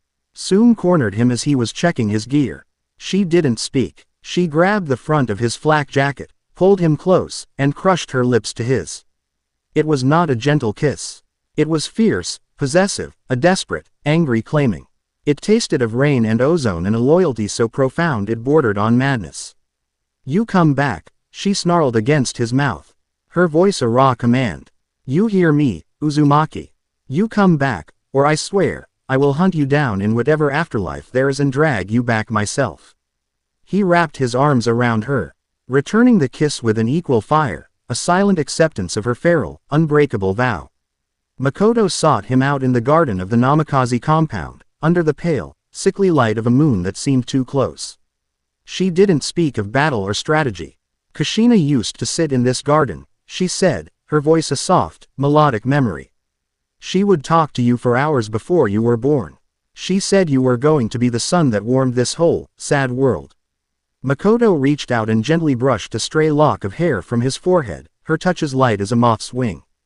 It was the touch he'd seen her give Sasuke a lifetime ago. She was right. She bestowed upon him a blessing that transcended clan and bloodline, the simple, absolute belief of a mother. As he was about to leave, Karura stopped him. She held out her hands, and from her palms flowed a stream of the finest golden sand, shimmering with her own life force.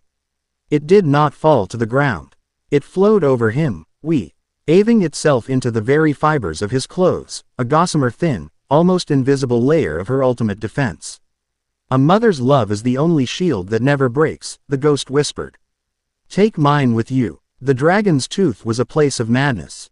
The peak was a splinter of black rock that stabbed a sky that was no longer blue, but a swirling, bruised canvas of violet and gray. The air was thin and tasted of ozone and static. Reality here was a frayed rope. Gravity felt suggestions, and the light from their torches bent at unnatural angles. Sora was there. He stood on the precipice, before a shimmering, tearing wound in the air. The non-color from Naruto's vision bled from it, unmaking the very rock it touched. He was no longer entirely human. His form flickered and dissolved at the edges, his body a fragile container for the cosmic cancer he was channeling. He turned as they arrived, and the face he wore was one of ecstatic, serene release. You were just in time, his voice echoed, not from his mouth, but from the air itself, to witness the absolution. This is not absolution, Sora. Naruto yelled, his voice struggling against the warping air. It's oblivion. Semantics, Sora replied with a placid smile. The rift behind him widened with a sound like tearing silk. Now, Yoshino's command screamed through their minds. The battle that erupted was not a battle for victory. It was a battle to exist. The matriarchs did not attack Sora. Their entire purpose was to create and hold a single, tiny island of stable reality around Naruto. Soon, a primal force of nature fought the physical horrors that crawled from the corrupted ground, creatures of shifting geometry and screaming mouths, entropy-given flesh. She and Kuromaru were a whirlwind of fang and claw, not killing the beasts, which simply reformed, but driving them back, maintaining their perimeter. Makoto became their mental anchor.